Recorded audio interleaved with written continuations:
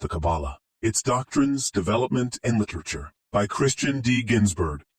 A system of religious philosophy, or more properly of theosophy, which has not only exercised for hundreds of years an extraordinary influence on the mental development of so shrewd a people as the Jews, but has captivated the minds of some of the greatest thinkers of Christendom in the 16th and 17th centuries, claims the greatest attention of both the philosopher and the theologian, when it is added that among its captives were Raymond Lully, the celebrated scholastic, metaphysician, and chemist, died 1315. John Reuchlin, the renowned scholar and reviver of Oriental literature in Europe, born 1455, died 1522. John Picus de Mirandola, the famous philosopher and classical scholar, 1463-1494. Cornelius Henry Agrippa, the distinguished philosopher, divine and physician, 1486, 1535. John Baptist von Helmont, a remarkable chemist and physician, 1577, 1644, as well as our own countryman Robert Fludd, the famous physician and philosopher, 1574, 1637, and Dr.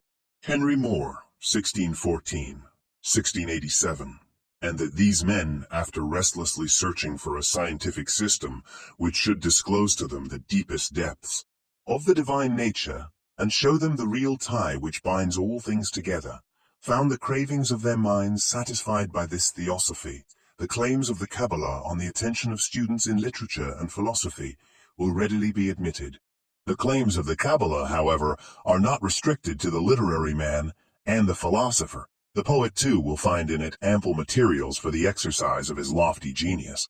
How can it be otherwise with a theosophy which, we are assured, was born of God in paradise, was nursed and reared by the choicest of the angelic hosts in heaven, and only held converse with the holiest of man's children upon earth? Listen to the story of its birth, growth, and maturity as told by its followers. The Kabbalah was first taught by God himself to a select company of angels, who formed a theosophic school in paradise. After the fall, the angels most graciously communicated this heavenly doctrine to the disobedient child of earth, to furnish the protoplasts with the means of returning to their pristine nobility and felicity. From Adam it passed over to Noah, and then to Abraham, the friend of God, who emigrated with it to Egypt, where the patriarch allowed a portion of this mysterious doctrine to ooze out. It was in this way that the Egyptians obtained some knowledge of it, and the other Eastern nations could introduce it into their philosophical systems.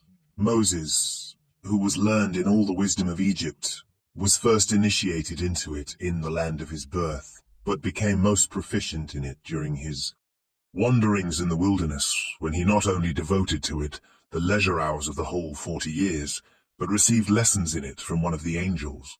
By the aid of this mysterious science, the lawgiver was enabled to solve the difficulties which arose during his management of the Israelites, in spite of the pilgrimages, wars, and the frequent miseries of the nation. He covertly laid down the principles of this secret doctrine in the first 4 books of the Pentateuch, but withheld them from Deuteronomy. This constitutes the former the man, and the latter the woman. Moses also initiated the 70 elders into the secrets of this doctrine, and they again transmitted them from hand to hand. Of all who formed the unbroken line of tradition, David and Solomon were most initiated into the Kabbalah. No one, however, dared to write it down till Simon ben Jochai, who lived at the time of the destruction of the Second Temple. Having been condemned to death by Titus, Rabbi Simon managed to escape with his son and concealed himself in a cavern where he remained for 12 years. Here, in this subterranean abode, he occupied himself entirely with the contemplation of the sublime Kabbalah, and was constantly visited by the prophet Elias, who disclosed to him some of its secrets, which were still concealed from the theosophical rabbi. Here, too, his disciples resorted to be initiated by their master into these divine mysteries. And here, Simon ben Jochai expired with this heavenly doctrine in his mouth, whilst discoursing on it to his disciples. Scarcely had his spirit departed, when a dazzling light filled the cavern, so that no one could look at the rabbi, whilst a burning fire appeared outside, forming as it were a sentinel at the entrance of the cave, and denying admittance to the neighbors. It was not till the light inside and the fire outside had disappeared that the disciples perceived that the lamp of Israel was extinguished. As they were preparing for his obsequies, a voice was heard from heaven saying, "Come ye to the marriage of Simon B. Jochai, he is entering into peace, and shall rest." In his chamber, a flame preceded the coffin, which seemed enveloped by and burning like fire. And when the remains were deposited in the tomb, another voice was heard from heaven saying, "This is he who caused the earth to quake, and the kingdoms to shake." His son are Eliezer, and his secretary are Abba, as well as his disciples. Then collated are Simon B. Jochai's treatises, and out of these composed Celebrated work called Soha, i.e. splendor, which is the grand storehouse of Kabbalism. From what has been said, it will be seen that the followers of this secret doctrine claim for it a pre-Adamite existence, and maintain that, ever since the creation of the first man, it has been received uninterruptedly from the hands of the patriarchs, the prophets. It is for this reason that it is called Kabbalah, which primarily denotes reception, and then a doctrine received by oral tradition.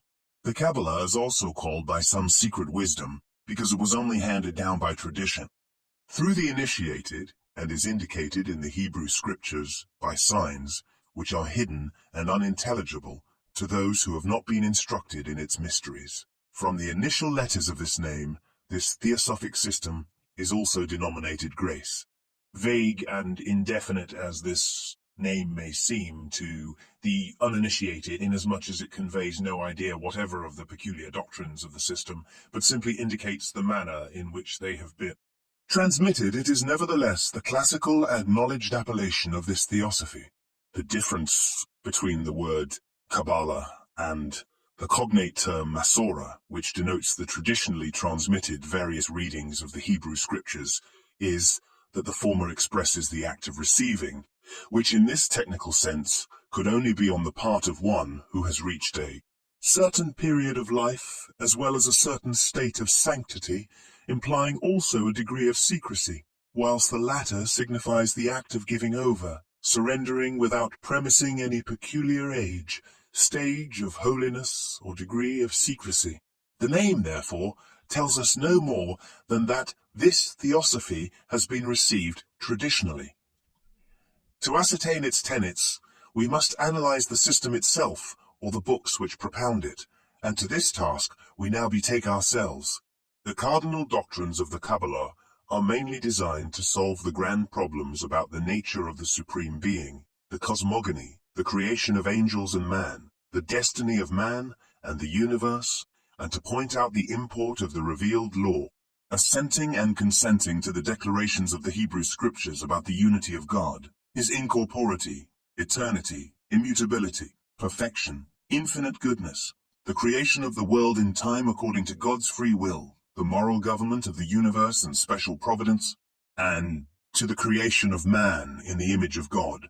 The Kabbalah seeks to explain the transition from the infinite to the finite, the procedure of multifariousness from an absolute unity, and of matter from a pure intelligence, the operation of pure intelligence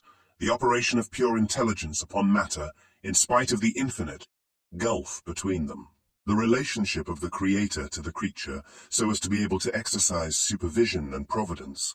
It, moreover, endeavors to show how it is that the Bible gives names and assigns attributes and a form to so spiritual a being, how the existence of evil is compatible with the infinite goodness of God, and what is the divine intention about this creation.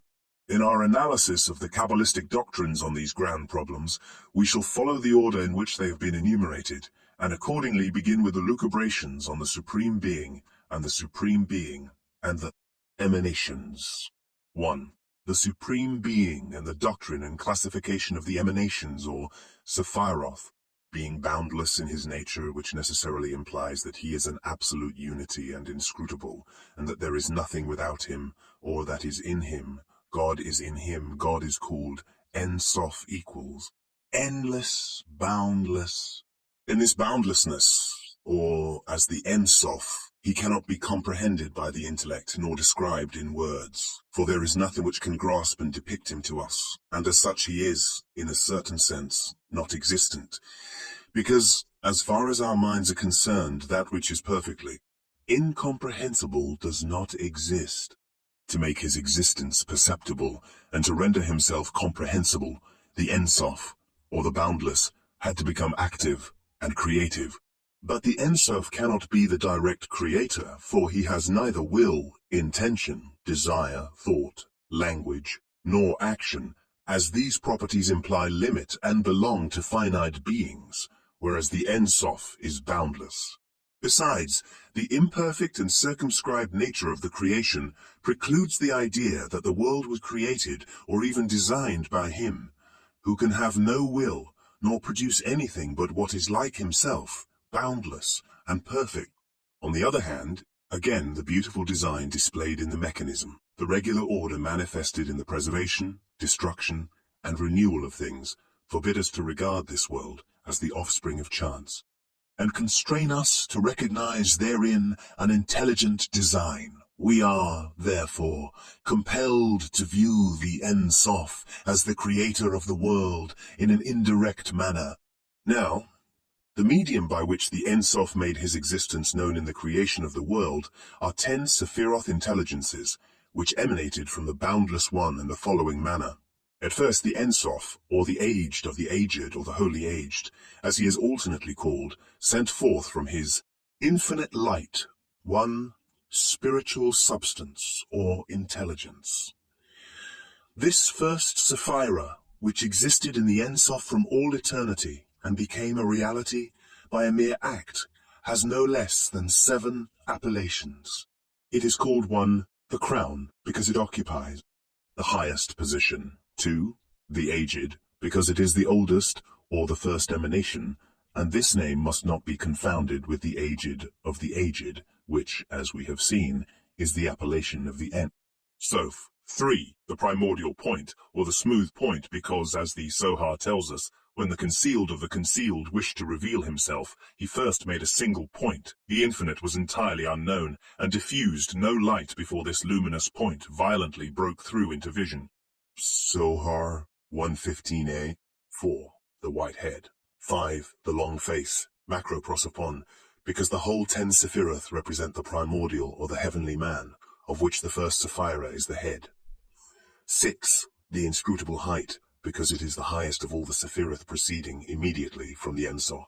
Hence, on the passage go forth, O ye daughters of Zion, and behold the King of Peace with the crown. Song of Solomon 3:2, the Zohar remarks, but who can behold the King of Peace, seeing that he is incomprehensible, even to the heavenly hosts?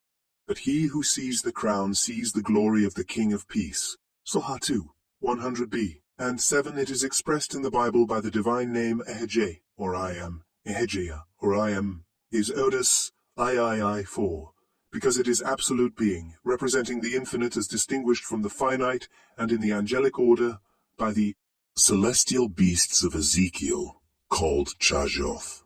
The first Sephira contained the other 9 Sephiroth, and gave rise to them in the following order. At first a masculine or active potency, designated wisdom, proceeded from it. This Sephira, which among the divine names is represented by Jah, and among the angelic hosts by Opleonim, wheels, sent forth an opposite, i.e., feminine or passive potency, denominated intelligence, which is represented by the divine name Jehovah, and angelic name Aralim, and it is from a union of these 2 Sephiroth, which are also called father and mother, that the remaining 7 Sephiroth proceeded. Or, as the Zohar expresses it, when the Holy Aged, the concealed of all concealed, assumed a form, he produced everything in the form of male and female, as the things could not continue in any other form. Hence wisdom, which is the beginning of development, when it proceeded from the Holy Age, emanated in male and female, for wisdom expanded, and intelligence proceeded from it, and thus obtained male and female, wisdom, the father, and intelligence, the mother, from whose union the other pairs of Sephiroth successively emanated. These 2 opposite potencies, wisdom and intelligence, are joined together by the first potency, the crown. thus yielding the first triad of the Sephiroth. From the junction of the foregoing opposites emanated again the masculine or active potency, denominated mercy or love, also called greatness, the fourth Sephira, which among the divine names is represented by El, and among the angelic hosts by Chashmalim. From this, again, emanated the feminine or passive potency, justice, also called judicial power, the fifth Sephira, which is represented by the divine name Eloha, and among the angels by seraphim, and from this again the uniting potency, beauty or mildness, the sixth Sephira, represented by the divine name Elohim, and among the angels by Shinanim. Since without this union the existence of things would not be possible, inasmuch as mercy not tempered with justice and justice not tempered with mercy would be unendurable, and thus the second trinity of the Sephiroth is obtained. The medium of union of the second trinity, i.e., beauty, the sixth Sephira, beamed forth the masculine or active potency, firmness, the seventh Sephira, corresponding to the divine name Jehovah. Sabaoth, and among the angels to Tarshishem, this again gave rise to the feminine or passive potency, splendor, the eighth Sephira, to which answer the divine name Elohim Sabaoth, and among the angels B'nai Elohim, and from it again emanated foundation, or the basis, the ninth Sephira, represented by the divine name El-Che, and among the angelic hosts by Ishim, which is the uniting point between these two opposites, thus yielding the third trinity of Sephiroth. From the ninth Sephira, the basis of all, emanated the tenth, called Kingdom, and Shechina, which is represented by the divine name Adonaiah, and among the angelic hosts by Cherubim.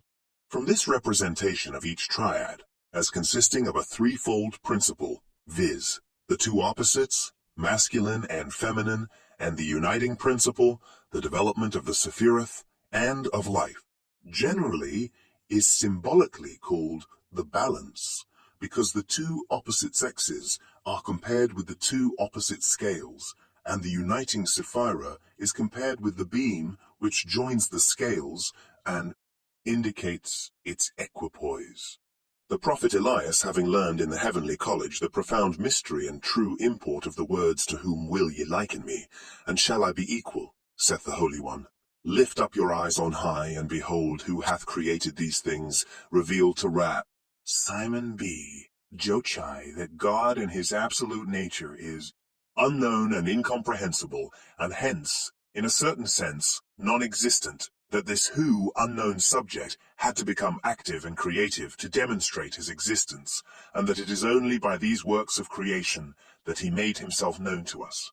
It is therefore the combination of the unknown who, with these visible works that showed him to be God, or, as it is in the language of the Kabbalah, before he gave any shape to this world, before he produced any form, he was alone without a form and resemblance to anything else. Who then can comprehend him how he was before the creation, since he was formless? Hence it is forbidden to represent him by any form, similitude, or even by his sacred name, by a single letter or a single point. And to this the words ye saw no manner of similitude on the day that the Lord spake unto you, Deuteronomy 4:15, i.e., ye harney, ye have not seen anything which you could represent by any form or likeness. But after he created the form of the heavenly man, he used it as a chariot wherein to descend, and wishes to be called by this form, which is the sacred name Jehovah.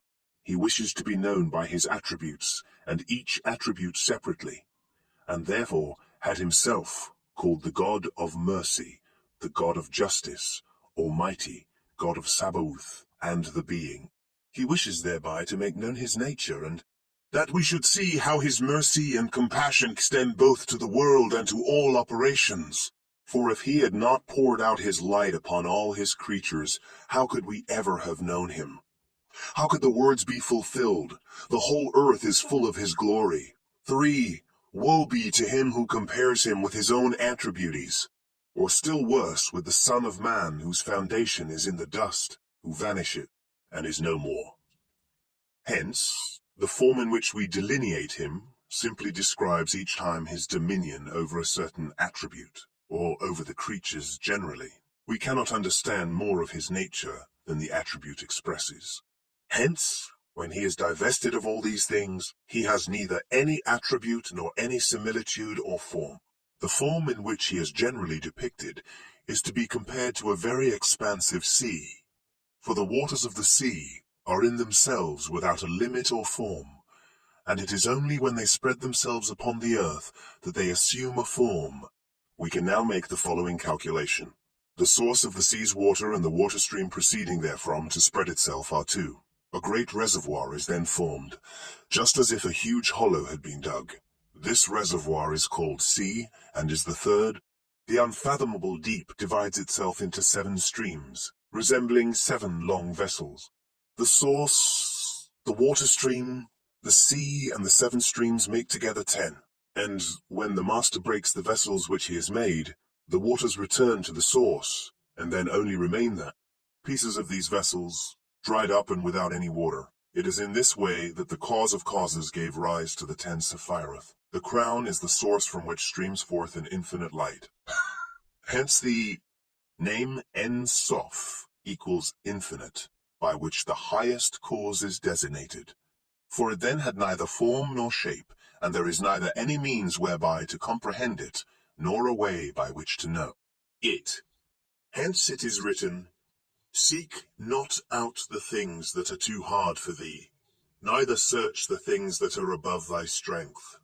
He then made a vessel, as small as a point, like the Letty, which is filled from this source, the Ein Sof. This is the source of wisdom, wisdom itself, after which the supreme cause is called wise God. Upon this he made a large vessel like a sea, which is called intelligence.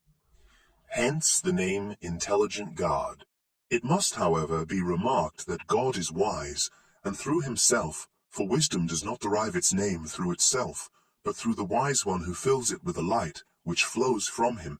Just as intelligence is not comprehended through itself, but through him who is intelligent and fills it with his own substance. God needs only to withdraw himself, and it would be dried up. This is also the meaning of the words, the waters have disappeared from the sea, and the bed is dry and parched up. Job 14:11.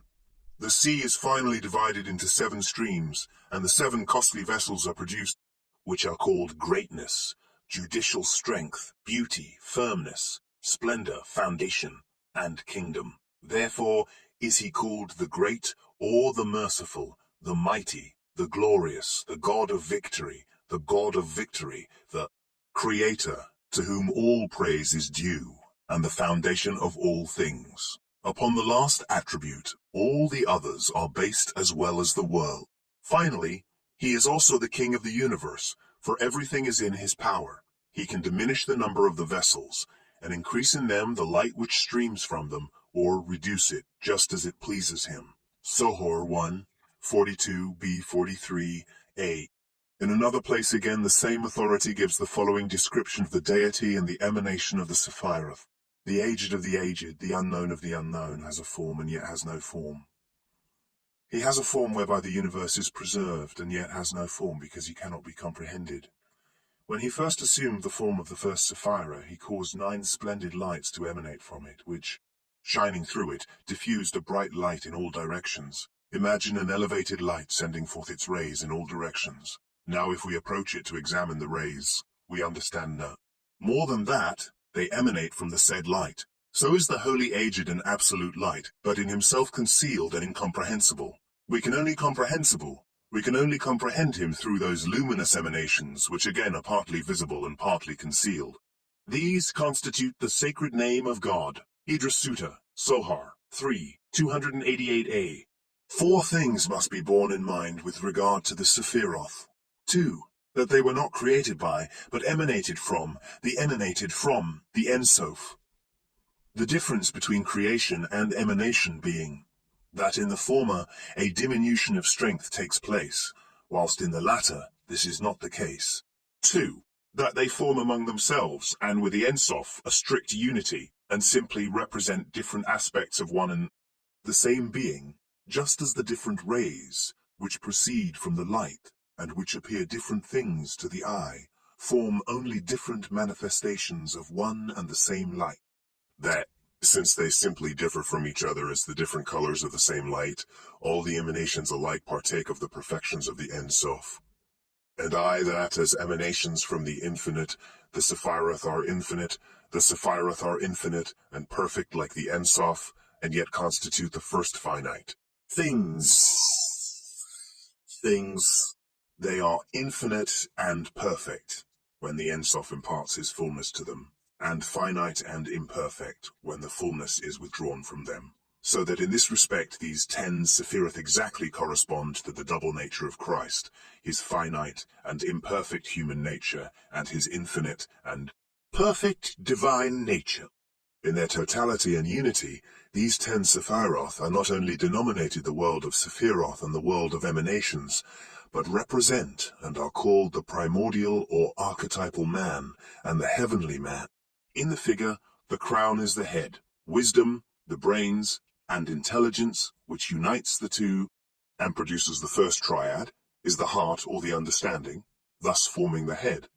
The fourth and fifth Sephiroth, i.e., mercy and justice, are the two arms of the Lord, the former the right arm, and the latter the left, one distributing life and the other death. And the sixth Sephira, beauty which unites these two opposites and produces the second triad, is the chest, whilst the seventh and eighth Sephiroth, i.e., firmness and splendor, of the third triad are the two legs, and foundation, the ninth Sephira, represents the genital organs, since it denotes the basis and source of all things. Thus, it is said, everything will return to its origin just as it proceeded from it. All marrow, all sap, and all power are congregated in this spot. Hence, all power are congregated in this spot. Hence, all powers which exist originate through the genital organs. Sohar 3, 296a. Kingdom, the 10th Sephira, represents the harmony of the whole archetypal man. The following is the archetypal figure of the 10 Sephiroth. It is this form which the prophet Ezekiel saw in the mysterious chariot, and of which the earthly man is a faint copy. Moreover, these Sephiroth, as we have already remarked, created the world and all things therein according to their own archetype, or in the likeness and similitude of the heavenly man, or the world of emanations. But, before we propound the Kabbalistic doctrine of the creation of the world, it is necessary to describe a second mode in which the trinity of triads in the Sephiroth is represented, and to mention the appellations and offices of the respective triads. Now, in looking at the Sephiroth which constitute the first triad, it will be seen that they represent the intellect. Hence, this triad is called the intellectual world. The second triad, again, represents moral qualities. Hence, it is designated the moral or sensuous world, whilst the third triad represents power and stability, and hence is designated the material world. These three aspects in which the Ein Sof manifested himself are called the faces. The two words are identical, the former being pure Aramaic and the latter from the Greek. In the arrangement of this trinity of triads so as to produce what is called the Kabbalistic tree, denominated the tree of life, or simply the tree of life, or simply the tree, the first triad is placed above, the second and third are placed below, in such a manner that the three masculine Sephiroth are on the right, the three feminine on the left, whilst the four uniting Sephiroth occupy the center. The three Sephiroth on the right, representing the principle of mercy, are called the pillar of mercy. The three on the left, representing the principle of rigor, are denominated the pillar of judgment, whilst the four Sephiroth in the center, representing mildness, are called the middle pillar. Each Sephira composing this trinity of triads is, as it were, a trinity in itself. 1. It has its own absolute character. 2. It receives from above.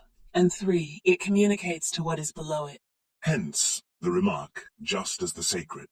Aged is represented by the number 3. So are all the other lights, Sephiroth, of a threefold nature. Sohar 3, 288b. Within this trinity, in each unit and trinity of triads, there is a trinity of units, which must be explained before we can propound the Kabbalistic view of the cosmogony. We have seen that 3 of the Sephiroth constitute uniting links between 3 pairs of opposites, and by this means produce 3 triads, respectively denominated the intellectual world, the sensuous or moral world, and the material world, and that these three uniting Sephiroth, together with the one which unites the whole into a common unity, form what is called the middle pillar of the Kabbalistic tree.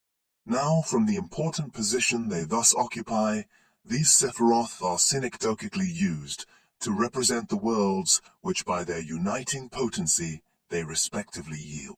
Hence the Sephira, crown, from which the Sephiroth wisdom and intelligence emanated, and by which they are also united, thus yielding the intellectual world, is by itself used to designate the intellectual world. Its own names, however, are not changed in this capacity, and it still continues to be designated by the several appellations mentioned in the description of the first Sephira. The sixth Sephira, called Beauty, which unites Sephiroth 4, love, and 5, justice, thus yielding the sensuous world, is by itself used to denote the sensuous world, and in this capacity is called the Sacred King, or simply the King. Whilst the Sephira called Kingdom, which unites the whole. Sephiroth is here used to represent the material world instead of the ninth Sephira, called Foundation, and is in this capacity denominated the Queen or the Matron. Thus we obtain within the Trinity of Triads a higher trinity of units, the Crown, Beauty, and Kingdom, which represents the potencies of all the Sephiroth. 2. The creation or the Kabbalistic cosmogony. Having arrived at the highest trinity which comprises all the Sephiroth and which consists of the Crown, the King, and the Queen, we shall be able to enter into the cosmogony of the Kabbalah. Now, it is not the Ein Sof who created the world, but this trinity, as represented in the combination of the Sephiroth. Or rather, the creation has arisen from the conjunction of the emanations. The world was born from the union of the crowned king and queen, or, according to the language of Kabbalah, these opposite sexes of royalty, who emanated from the Ein Sof, produced the universe in their own image. Worlds, we are told, were indeed created before ever the king and queen or the Sephiroth gave birth to the present state of things, but they could not continue, and necessarily perished, because the Ein Sof had not yet assumed this human form in its completeness, which not only implies a moral and intellectual nature, but, as conditions of development, procreation, and continuance, also comprises sexual opposites. This creation, which aborted and which has been succeeded by the present order of things, is indicated in Genesis 31:40. The kings of Edom, or the old kings as they are also denominated, who are here said to have reigned before the monarchs of Israel, and are mentioned as having died one after the other, are those primordial worlds which were successively convulsed and destroyed, whilst the sovereigns of Israel denote the king and queen who emanated from the Ein Sof, and who have given birth to and perpetuate the present world. Thus we are told, before the aged of the aged, the concealed of the concealed expanded into the form of king, the crown of crowns, i.e. the first Sephira, there were neither beginning nor end. He hewed and incised forms and figures into it. The crown in the following manner. He spread before him a cover and carved therein kings, i.e. worlds, and marked out their limits and forms, but they could not preserve themselves. Therefore it is written, these are the kings that reigned in the land of Edom before there reigned in the land of Edom before there reigned any king over the children of Israel. Genesis 31. This refers to the primordial kings and primordial Israel. All these were imperfect. He therefore removed them and let them vanish, till he finally descended himself to this cover and assumed a form. Ra-Rabba, Sohar 3:148a. This important fact that worlds were created and destroyed prior to the present creation is again and again reiterated in the Sohar. These worlds are compared with sparks, which fly out from a red-hot iron, beaten by a hammer, and which are extinguished according to the distance they are removed from the burning mass. There were old worlds, the Sohar tells us, which perished as soon as they came into existence, were formless, and they were called sparks. Thus, the smith, when hammering the iron, lets the sparks fly in all directions. These sparks are the primordial worlds which could not continue because the sacred age had not as yet assumed his form of opposite sexes. The king and queen and the master was not yet at his work. Idrasuta, Soha 3:292b.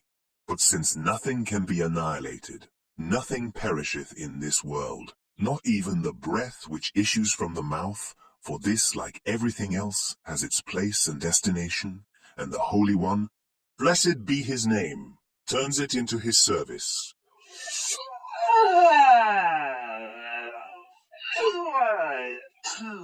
110b. These worlds could not be absolutely destroyed. Hence, when the question is asked why were these primordial worlds destroyed, reply is given, because the man represented by the 10 Sephiroth was not as yet. The human form contains everything, and as it did not as yet exist, the worlds were destroyed.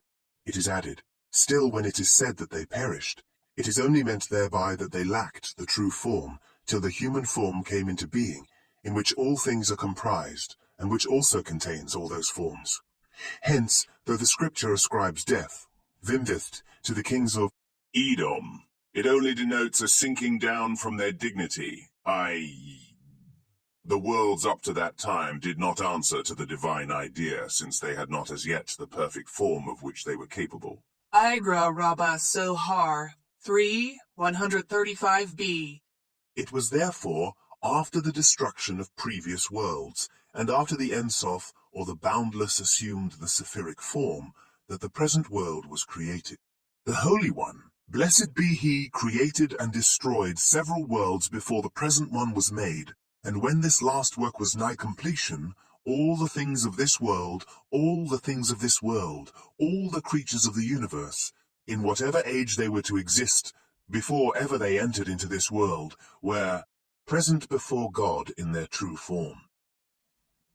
Thus are the words of Ecclesiastes to be understood what was, shall be, and what has been done. Soher 3:61b. The lower world is made after the pattern of the upper world. Everything which exists in the upper world is to be found as it were in a copy upon earth. Still the whole is one. Bid 2:20a.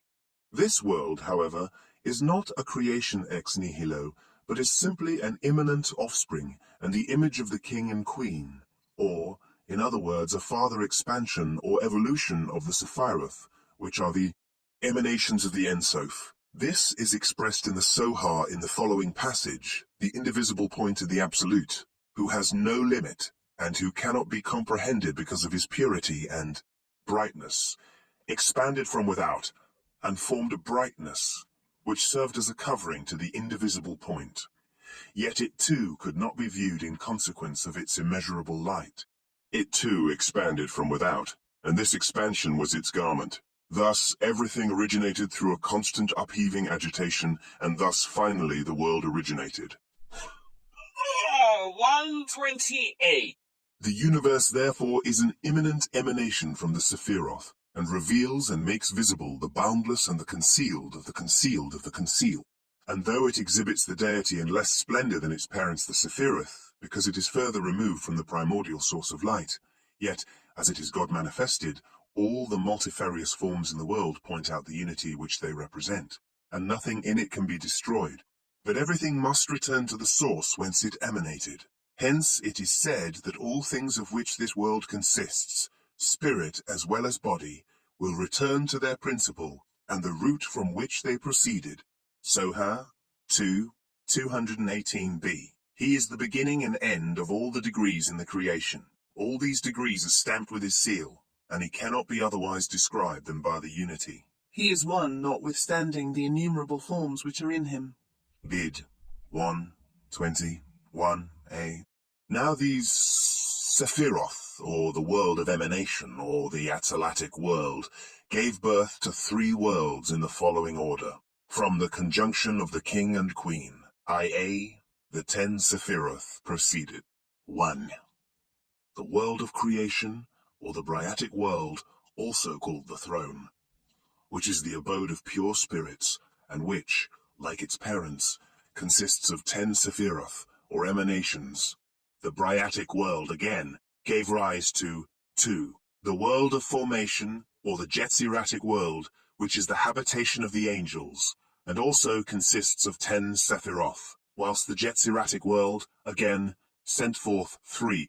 The world of action, or the Asiatic world, also called the world of Kelaphoth, which contains the spheres and matter, and is the residence of the Prince of Darkness and his legions, or, as the Sohar describes it, after the Sephiroth and for their use, God made the throne, i.e., the world of creation, with 4 legs and 6 steps, thus making 10, i.e., the decade of Sephiroth which each world has.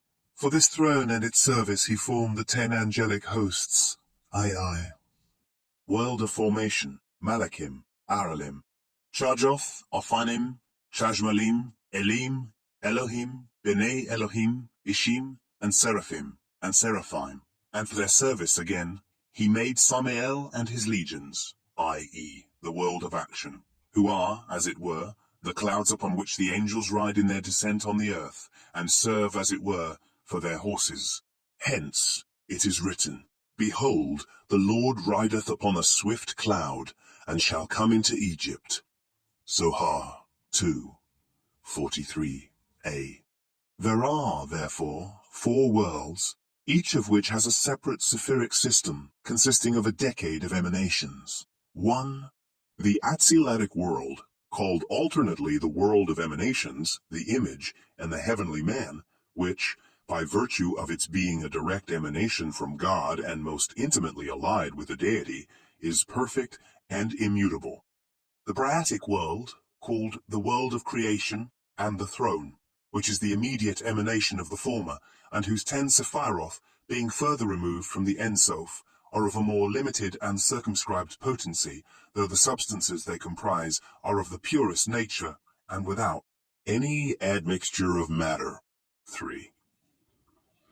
The Jetziratic world, called the world of formation, and the world of angels, which proceeded from the former world, and whose 10 Sephiroth, though of a still less refined substance than the former, because further removed from the primordial source, are still without matter. It is in this angelic world where those intelligent and uncorporeal beings reside, who are wrapped in a luminous garment, and who assume a sensuous form when they appear to man. And 4. The Asiatic world called the world of action, and the world of matter which emanated from the preceding world, the 10 Sephiroth of which are made up of the grosser elements of all the former 3 worlds, and which has sunk down in consequence of its materiality and heaviness. Its substances consist of matter limited by space and perceptible to the senses in a multiplicity of forms. It is subject to constant changes, generations, and corruptions, and is the abode of the evil spirit. Before leaving this doctrine about the creation and the relationship of the Supreme Being to the universe, we must reiterate 2 things. 1. Though the Trinity of the Sephiroth gave birth to the universe, or, in other words, is an evolution of the emanations, and is thus a further expansion of the deity itself, it must not be supposed that the Kabbalists believe in a Trinity in our sense of the word. Their view on this subject will best be understood from the following remark in the Sohar. Whoso wishes to have an insight into the sacred unity, let him consider a flame rising from a burning coal or a burning lamp.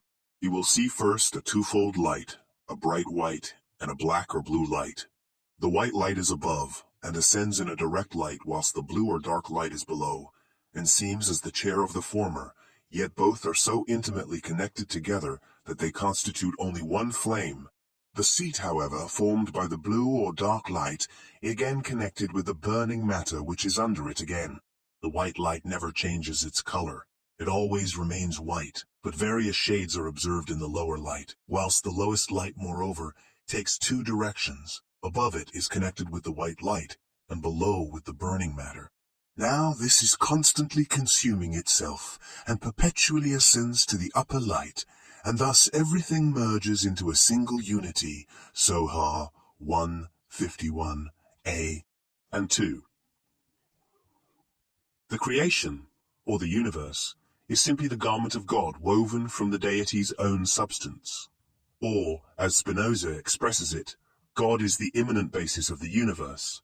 For although, to reveal himself to us, the concealed of all the concealed sent forth the 10 emanations called the form of God, form of the heavenly man, yet since even this luminous form was too dazzling for our vision, it had to assume another form, or had to put on another garment which consists of the universe. The universe, therefore, or the visible world, is a further expansion of the divine substance, and is called, in the Kabbalah, the garment of God. Thus we are told, when the concealed of all the concealed wanted to reveal himself, he first made a point, I. The first Sephiroth I, shaped it into a sacred form I, the totality of the Sephiroth, and covered it with a rich and splendid garment, that is the world. Sohar 1, 2a. 3. The creation of angels and men. The different worlds which successively emanated from the Ein Sof and from each other, and which sustain the relationship to the deity of first, second, third, and fourth generations, are, with the exception of the first IA, the world of emanations, are, with the exception of the first IA, the world of emanations, inhabited by spiritual beings of various grades. God animated every part of the firmament with a separate spirit, and forthwith all the heavenly hosts were before him. This is meant by the psalmist, when he says, by the breath of his mouth were made all their hosts. Sir, 368a. These angels consist of 2 kinds, good and bad. They have their respective princes, and occupy the 3 habitable worlds in the following order. As has already been remarked, the first world, or the archetypal man in whose image everything is formed, is occupied by no one else. The angel Metatron occupies the second or the Briatic world, which is the first habitable world. He alone constitutes the world of pure spirits. He is the garment of the visible manifestation of the deity. His name is numerically equivalent to that of the Lord. Sohar 3, 231a. He governs the visible world, preserves the unity, harmony, and the revolutions of all the spheres, planets, and heavenly bodies, and is the captain of the myriads of the angelic hosts who people the second habitable or the Jetziratic world, and who are divided into 10 ranks, answering to the 10 Sephiroth.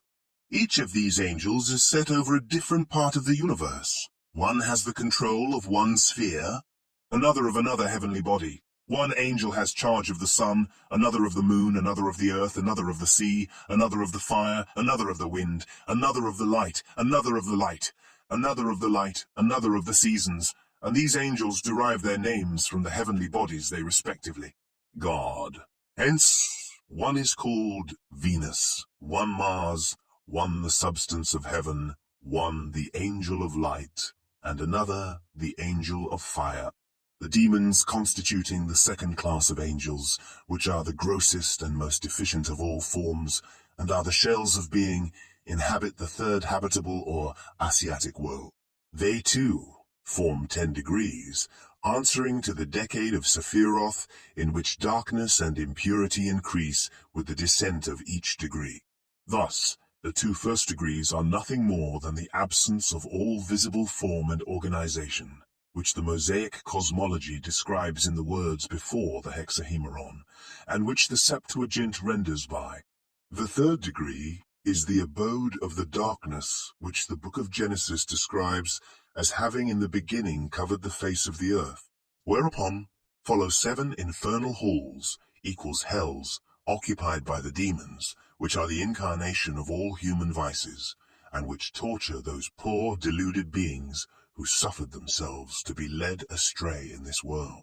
These 7 infernal halls are subdivided into endless compartments, so as to afford a separate chamber of torture for every species of sin. The prince of this region of darkness, who is called Satan in the Bible, is denominated by the Kabbalah Samael, angel of poison or of death. He is the same evil spirit, Satan, the serpent who seduced Eve. He has a wife called the harlot, or the woman of whoredom, but they are both generally represented as united in the one name of the beast. The whole universe, however, was incomplete and did not receive its finishing stroke till man was formed, who is the acme of the creation, and the microcosm uniting in himself the totality of beings. The heavenly Adam, i.e. the 10 Sephiroth, who emanated from the highest primordial obscurity, the Ein Sof, created the earthly Adam. Sohar 2:70b. Man is both the import and the highest degree of creation, for which reason he was formed on the 6th day. As soon as man was created, everything was complete, including the upper and nether worlds, for everything is comprised in man. He unites in himself all forms. Sohar 3:48a. Man was created with faculties and features far transcending those of the angels. The bodies of the protoplasts were not of that gross matter which constitutes our bodies. Adam and Eve, before the fall, were wrapped in that luminous ethereal substance in which the celestial spirits are clad, and which is neither subject to want nor to sensual desires. They were envied by the angels of the highest rank. The fall, however, changed it all, as we are told in the following passage. When Adam dwelled in the Garden of Eden, he was dressed in the celestial garment, which is a garment of heavenly light. But when he was expelled from the Garden of Eden, and became subject to the wants of this world, what is written? The Lord God made coats of skins unto Adam and to his wife, and clothed them. Genesis 3:21. For prior to this they had garments of light of that light which was used in the Garden of Eden. Sohar 2:229b. The garments of skin, therefore, mean our present body, which was given to our first parents in order to adapt them to the changes which the fall introduced. But even in the present form, the righteous are above the angels, and every man is still the microcosm, and every member of his body corresponds to a constituent part of the visible universe. What is man? Is he simply skin, flesh, bones, and veins? No. That which constitutes the real man is the soul, and those things which are called the skin, the flesh, the bones, and the veins, all these are merely a garment. They are simply the clothes of the man, but not the man himself. When man departs, he puts off these garments, wherewith the Son of Man is clothed. Yet are all these bones and sinews formed in the secret of the highest wisdom, after the heavenly image. The skin represents the firmament which extends everywhere, and covers everything like a garment, as it is written, who stretchest out the heavens like a curtain. The flesh represents the deteriorated part of the world. The bones and the veins represent the heavenly chariot, the inner powers, the servants of God. But these are the outer garments, for in the inward part is the deep mystery of the heavenly man. Everything here below, as above, is mysterious. Therefore, it is written, God created man in his own image. In the image of God created he him. Genesis 1:27. Repeating the word God twice, one for the man and the other for the woman. The mystery of the earthly man is after the mystery of the heavenly man. And just as we see in the firmament above, covering all things, different signs which are formed of the stars and planets, and which contain secret things and profound mysteries, studied by those who are wise and expert in these signs, so there are in the skin, which is the cover of the body of the Son of Man, and which is like the sky that covers all things, signs and features, which are the stars and planets of the skin, indicating secret things and profound mysteries, whereby the wise are attracted, who understand to read the mysteries in the human face. 276. Presence of God upon earth, and the very form of the body, depicts the tetragrammaton, the most sacred name, Jehovah. The souls of all these epitomes of the universe are pre-existent in the world of emanations, and are without exception destined to inhabit human bodies, and pursue their course upon earth for a certain number of years. Hence we are told that when the Holy One, blessed be his name, wished to create the world, the universe was before him in idea. He then formed all the souls which are destined for the whole human race. All were minutely before him in the same form which they were to assume in the human body. He looked at each one of them, and there were some among them which would corrupt their way upon the earth. Sohar 1:96b. Like the Sephiroth from which it emanates, Every soul has 10 potencies, which are subdivided into a trinity of triads and are respectively represented by 1, the spirit, which is the highest degree of being, and which both corresponds to and is operated upon by the crown, representing the highest triad in the Sephiroth, called the intellectual world. 2, the soul, which is the seat of good and evil, as well as the moral qualities, and which both corresponds to and is operated upon by beauty, representing the second triad in the Sephiroth, called the moral world. And 3, the cruder spirit, which is immediately connected with the body, is the direct cause of its lower functions, instincts, and animal life, and which both corresponds to and is operated upon by foundation, representing the third triad in the Sephiroth, called the material world.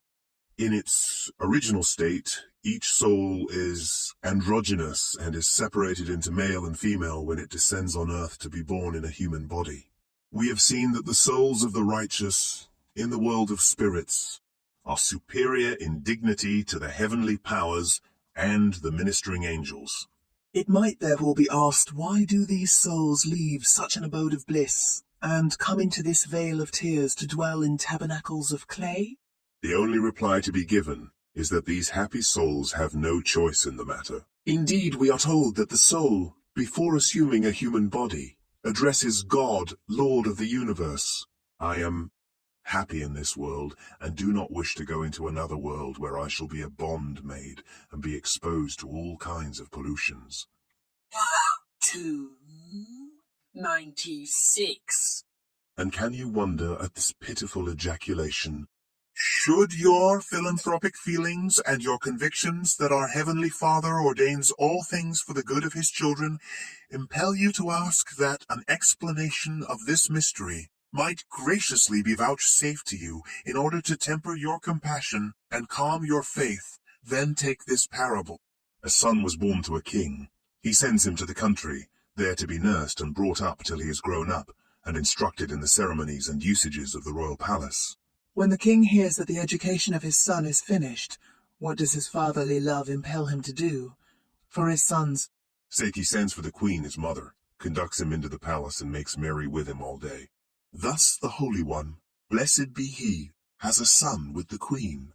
This is the heavenly and sacred soul. He sends him into the country, that is into the country, that is into this world, therein to grow up and to learn the customs of the court. When the king hears that this his son has grown up in the country, and that it is time to bring him into the palace, what does his love for his son impel him to do?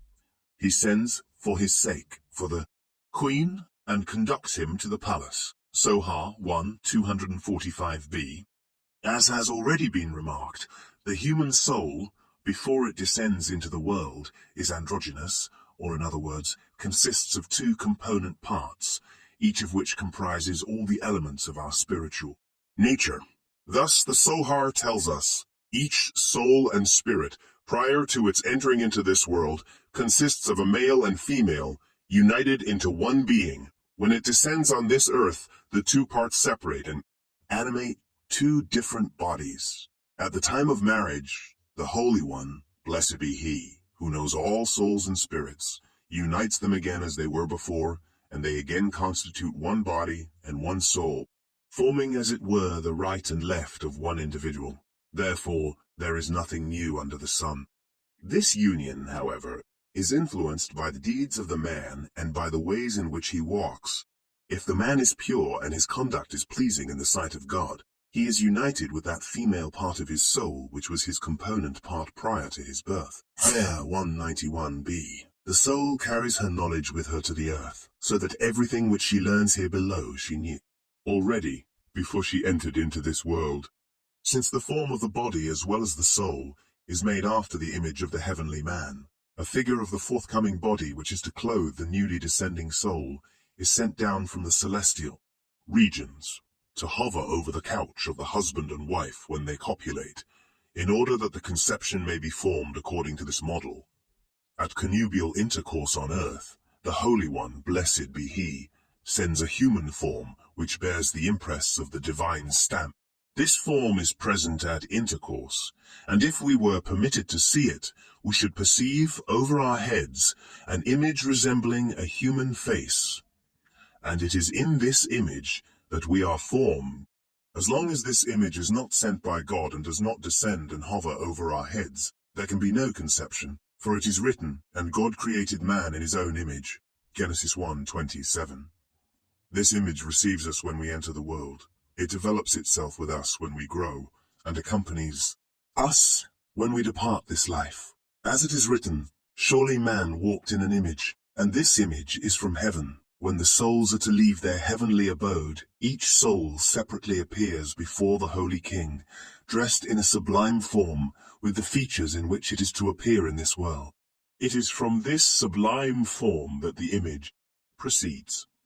It is the third after the soul, and precedes it on the earth. It is present at the conception, and there is no conception in the world where this image is not present. 3. 104 AD. All human countenances are divisible into the 4 primordial types of faces, which appeared at the mysterious chariot throne in the vision of the prophet Ezekiel, the face of man, of the lion, the ox, and the eagle. Our faces resemble these more or less according to the rank which our souls occupy in the intellectual or moral dominion. And physiognomy does not consist in the external lineaments, but in the features which are mysteriously drawn in us. The features in the face change according to the form which is peculiar to the inward face of the spirit. It is the spirit which produces all those physiognomical peculiarities known to the wise, and it is only through the spirit that the features have any meaning. All those spirits and souls which proceed from Eden, i.e., the highest wisdom, have a peculiar form, which is reflected in the face. Soher 273b.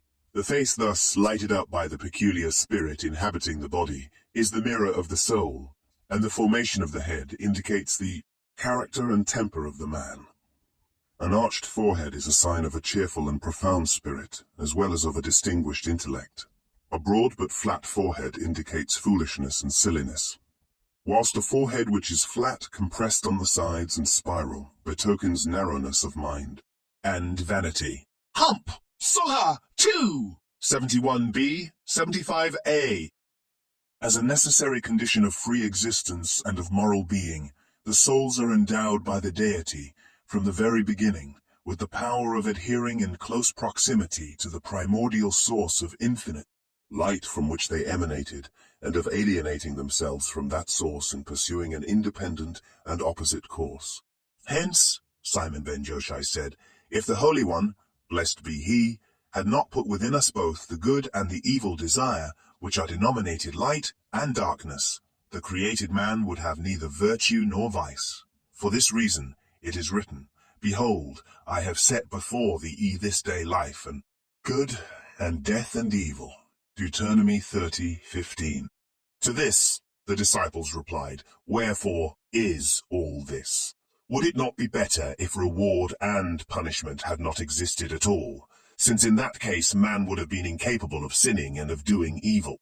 He rejoined, It was meet and right that he should be created as he was created, because the law was created for him, wherein are written punishments for the wicked and rewards for the righteous. And there would not have been any reward for the righteous and punishment for the wicked, but for created man.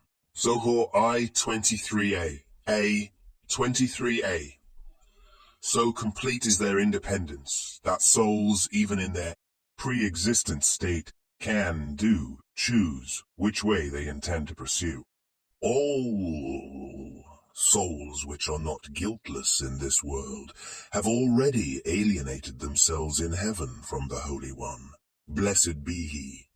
They have thrown themselves into an abyss at their very existence, and have anticipated the time when they are to descend on earth.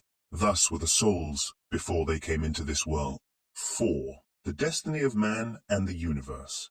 As the Ein Sof constituted man, the microcosm, and as the deity is reflected in this epitome of the universe more than in any component part of the creation, all things visible and invisible are designed to aid him in passing through his probationary state here below, in gathering that experience for which his soul has been sent down, and in returning in a pure state to that source of light from which his soul emanated.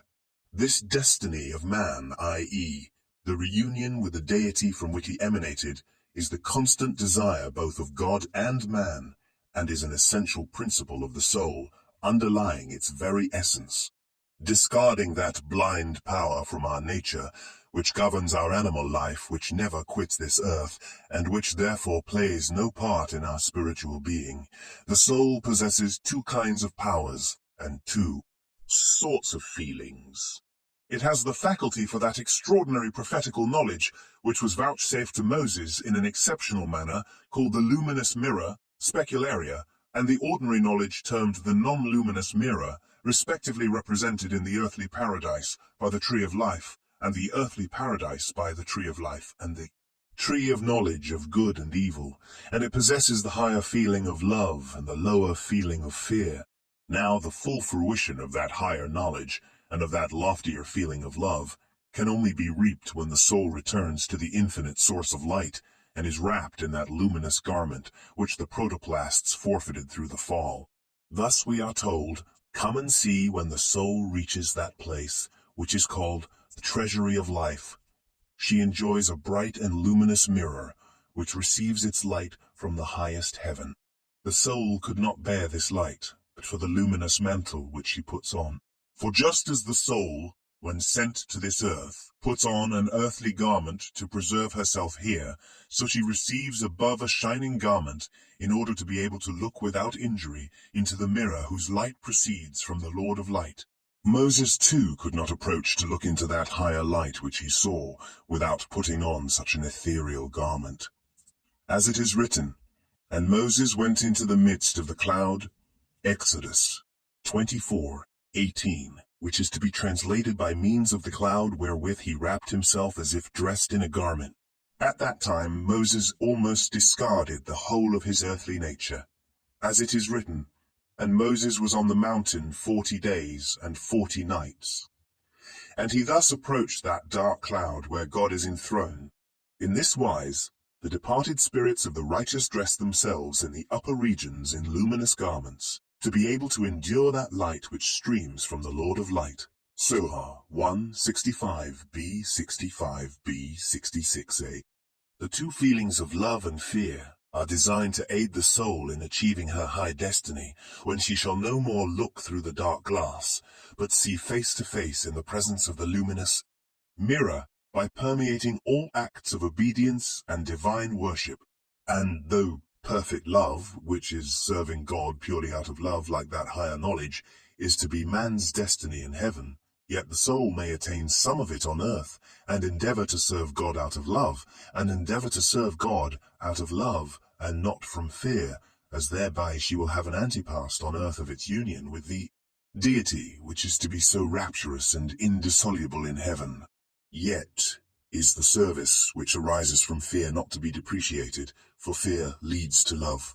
It is true that he who obeys God out of love has attained to the highest degree, and already belongs to the saints of the world to come, but it must not be supposed that to worship God out of fear is not worship.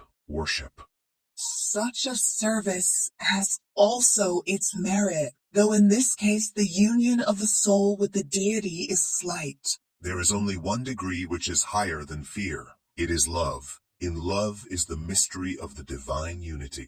It is love which unites the higher and lower degrees together. It elevates everything to that position where everything must be one. This is also the mystery of the words, Hear, O Israel, the Lord our God is one God. Hear, O Israel, the Lord our God is one God. Ser 2:216a. Hence it is that these two principles play so important a part in the devotions and contemplations of the Kabbalists. Love is made to correspond to mercy, the fourth sephira, whilst fear is made to answer to rigor, the fifth sephira. And it is asserted that when these two principles are thoroughly combined by the righteous in their divine worship and acts of obedience, the name Jehovah, which comprises these two principles, and which is now rent in twain by the preponderance of sin, disobedience will be reunited. Then, and then only, will all the souls return to the bosom of the Father of our spirits. Then will the restitution of all things take place. and the earth shall be covered with the knowledge of God, even as the waters cover the sea. This is the reason why the Kabbalists utter the following prayer prior to the performance of any of the commandments. For the reunion of the Holy One, blessed be his name, and his Shekinah, I do this in love and fear and love, for the union of the name, into a perfect harmony. I pronounce this in the name of all Israel. In order to represent this union to the senses, the words fear and love are divided.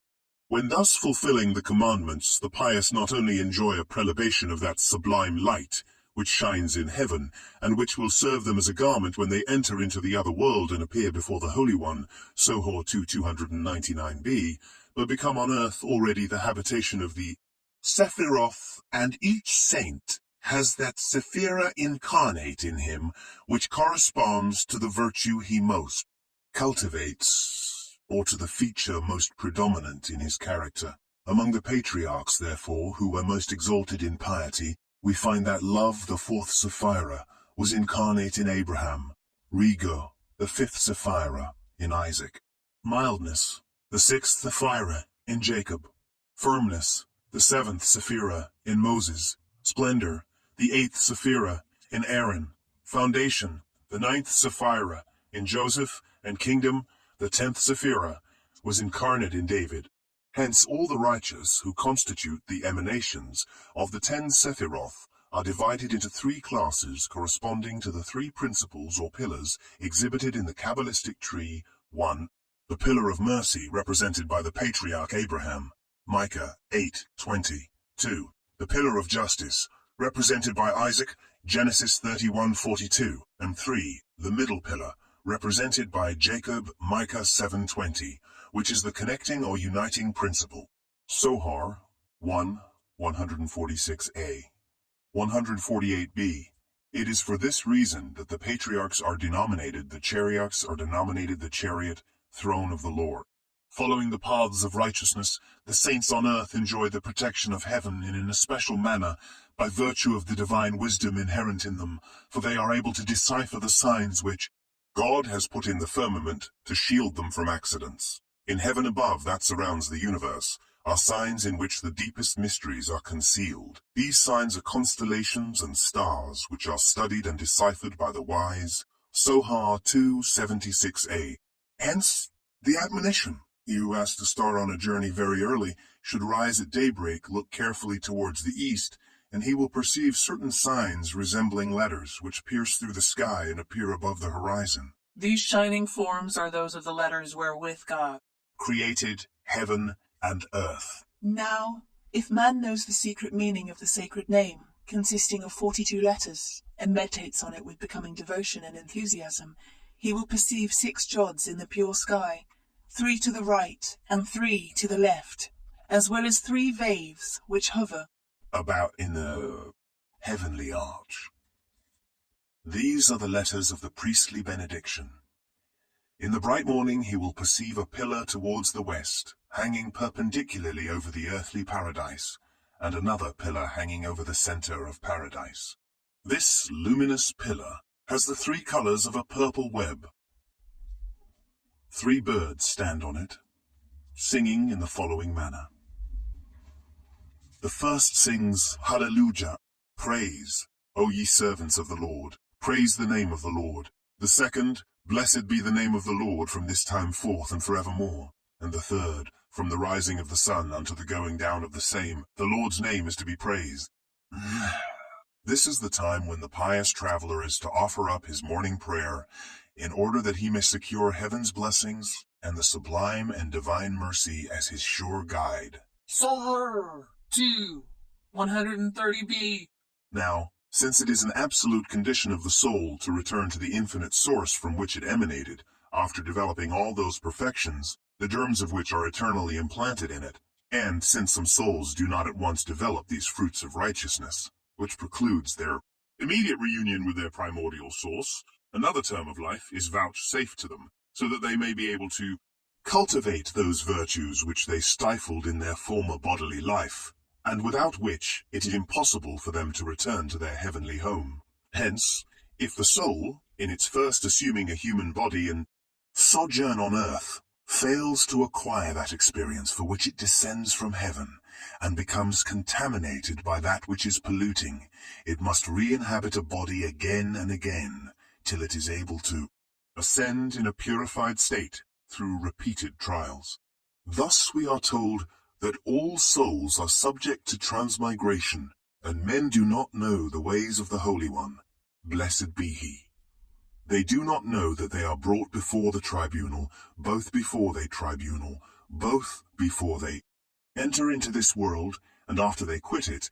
They are ignorant of the many transmigrations and secret probations which they have to undergo, and of the number of souls and spirits which enter into this world, and do not return to the palace of the heavenly King. Men do not know how the souls revolve like a stone which is thrown from a sling. As it is written, "And the souls of thine enemies, them shall he sling out as out of the middle of a sling." But the time is at hand when these mysteries will be disclosed. 299b. The transmigration of the soul into another body, however, is restricted to 3 times. And if 2 souls in their third residence in human bodies are still too weak to resist all earthly trammels, and to acquire the necessary experience, they are both united and sent into one body, so that they may be able conjointly to learn that which they were too feeble to do separately.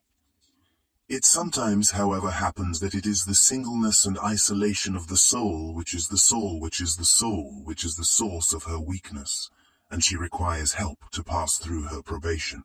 In that case, she chooses for a companion a soul which has more strength and better fortune. The stronger of the 2 then becomes as it were the mother. She carries the sickly one in her bosom, and nurses her from her own substance, just as a woman nurses her child. Such an association is therefore called pregnancy, because the stronger soul gives, as it were, life and substance to the weaker companion. As the world, like all other living beings, is a further expansion of the deity's own substance, it too must ultimately share that blessedness which it enjoyed in its first evolution. This is indicated with which the history of the creation begins. Even the archangel of wickedness, or the venomous beast, or Samael as he is called, will be restored to his angelic nature and name, inasmuch as he too, like all other beings, proceeded from the same infinite source of all things. The first part of his name, which signifies venom, will then be dropped, and he will retain the second part, which is the common name of all the angels. This, however, will only take place at the advent of Messiah.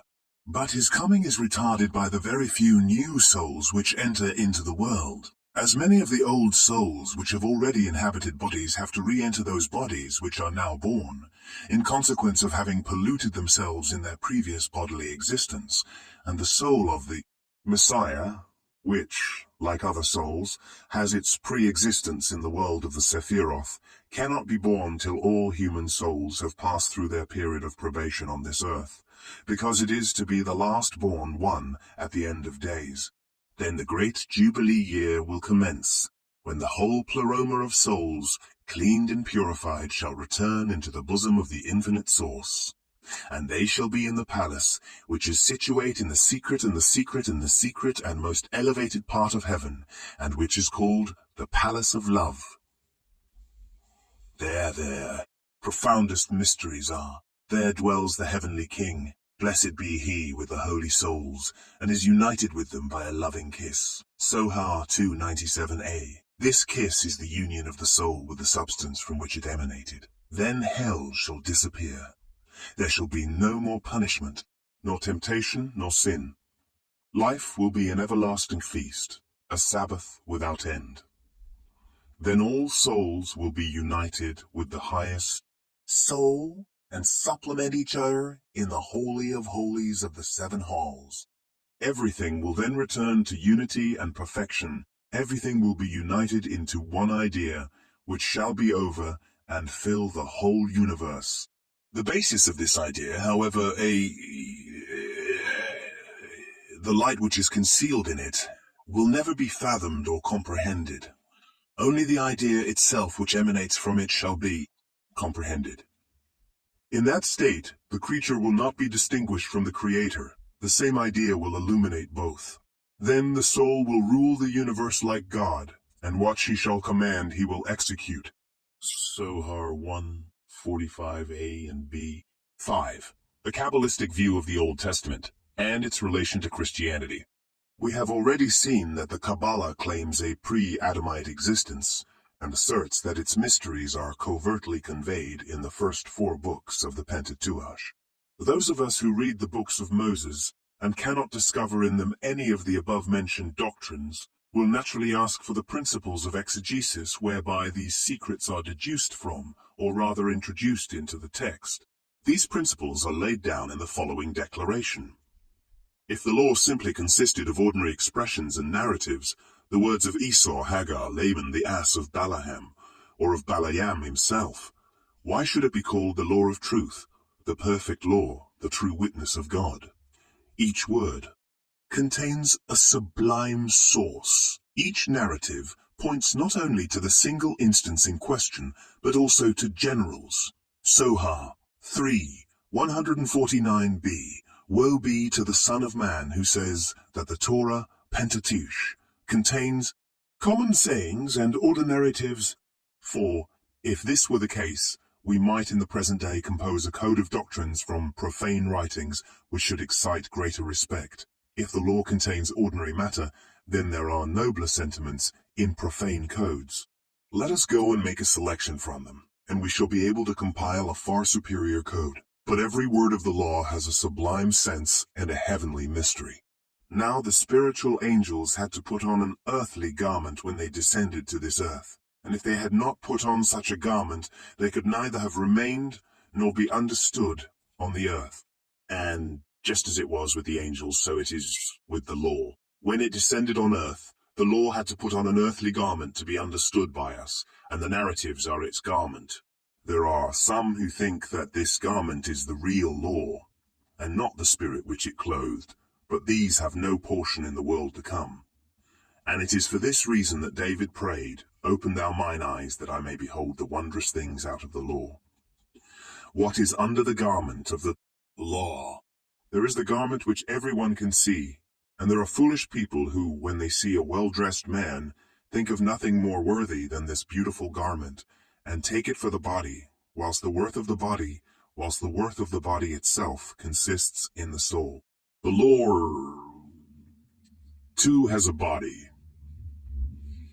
This is the commandments, which are called the body of the law. This body is clothed in garments, which are the ordinary narratives. The fools of this world look at nothing else but this garment, which consists of the narratives in the law. They do not know any more, and do not know any more, and do not understand what is beneath this garment. But those who have more understanding do not look at the garment, but the body beneath it, i.e., the moral. Whilst the wisest, the servants of the heavenly King, those who dwell at Mount Sinai, look at nothing else but the soul, i.e., the secret doctrine, which is the root of all the real law. And these are destined in the world to come to behold the soul of this soul, i.e., the deity, which breathes in the law.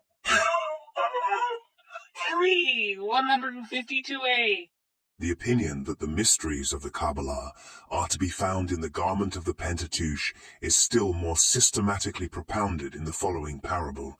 Like a beautiful woman concealed in the interior of her palace, who, when her friend and beloved passes by, opens for a moment a secret window and is seen by him alone, and then withdraws herself immediately and disappears for a long time. So the doctrine only shows herself to the chosen, i.e., to him who's devoted to her with body and soul, and even to him not always in the same manner. At first she simply beckons at the passerby with her hand, and it generally depends upon his understanding this gentle hint. Afterwards she approaches him a little closer, lisps him a few words, but her form is still covered with a thick veil, which his looks cannot penetrate. She then converses with him with her face covered by a thin veil. This is the enigmatic language. After having thus become accustomed to her society, she at last shows herself face to face and entrusts him with the innermost secrets of her heart. This is the secret of the law. He who is thus far initiated in the mysteries of the Torah will understand that all those profound secrets are based upon the simply literal sense and are in harmony with it. And from this literal sense not a single iota is to be taken and nothing to be added to it. Zohar 2:99. This fourfold sense is gradually disclosed to the initiated in the mysteries of the Kabbalah by the application of definite hermeneutical rules, which chiefly affect the letters composing the words. The most prominent of these canons are 1. Every letter of a word is reduced to its numerical value, and the word is explained by another of the same quantity. Thus from the words lo, 3 men stood by him, Genesis 18:2, it is deduced that these 3 angels were Michael, Gabriel, and Raphael are of the same numerical value, as will be seen from the following reduction to their numerical value of both these phrases. 2. Every letter of a word is taken as an initial or abbreviation of a word. Thus every letter of the first word in Genesis is made the initial of a word, and we abstain in the beginning God saw that Israel would accept the law. This rule is denominated notarikun, from notarius, a shorthand writer, one who among the Romans belonged to that class of writers who abbreviated and used single letters to signify whole words. 3. The initial and final letters of several words are respectively formed into separate words. Thus from the beginnings and ends of the words who shall go up for us to heaven are obtained circumcision and Jehovah, and inferred that God ordained circumcision as the way to heaven. 4. 2 words occurring in the same verse are joined together and made into one. 5. The words of those verses which are regarded as containing a peculiar recondite meaning are ranged in squares in such a manner as to be read either vertically or boustrophanely, beginning at the right or left hand. Again, the words of several verses are placed over each other, and the letters which stand under each other are formed into new words. This is especially seen in the treatment of 3 verses in Exodus 14, which are believed to contain the 3 pillars of the Sephiroth and the divine name of 72 words. The second of these 3 verses came between the camp of the Egyptians and the camp of Israel, and it was a cloud and darkness to them, but gave light by night to these, so that the one came not near the other all the night. Exodus 14:20 is in the first place divided and read from right to left, left. Whilst the third of these 3 verses, Moses stretched out his hand over the sea, and the Lord caused the sea to go back by a strong east wind all that night, and made the sea dry land, and the waters were divided. Exodus 14:21 is divided as follows, and read from the right. The 3 verses which have thus yielded the 3 pillars of the Sephiroth are then joined together in groups of 3 letters in the order in which they are, and they then yield the 72 divine names, which the Kabbalah assigns to the deity as follows: Adorantus, Longanimus, Annunciatus, Quiescitus, Salus, Salus.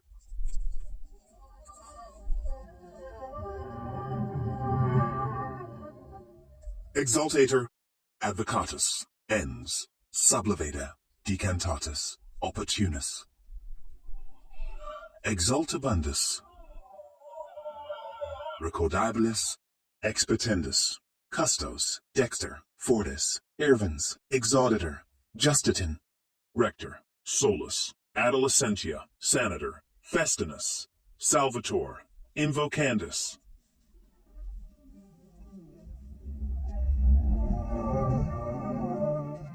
Propulsator, Adiftor, Refugium.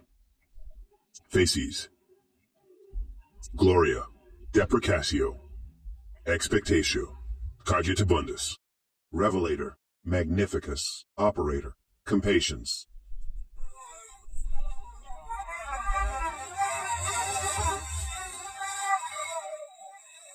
Erector, Eternum, Regnator. Verus, Altissimus, Laedabundus, Clemens, Maximus, Mercator, Laudabilis, Amabilis, Benedictus, Justus, Oriens, Animus. Protector, requise. Multus, deus, praemium, bonus. Dater, assistius. Deprecabilis. 6. The letters of words are changed by way of anagram, and new words are obtained. This canon is called permutation, and the commutation is effected according to fixed rules. Thus the alphabet is bent exactly in the middle, and one half is put over the other, and by changing alternately the first letter or the first two letters at the beginning of the second line, 22 commutations are produced.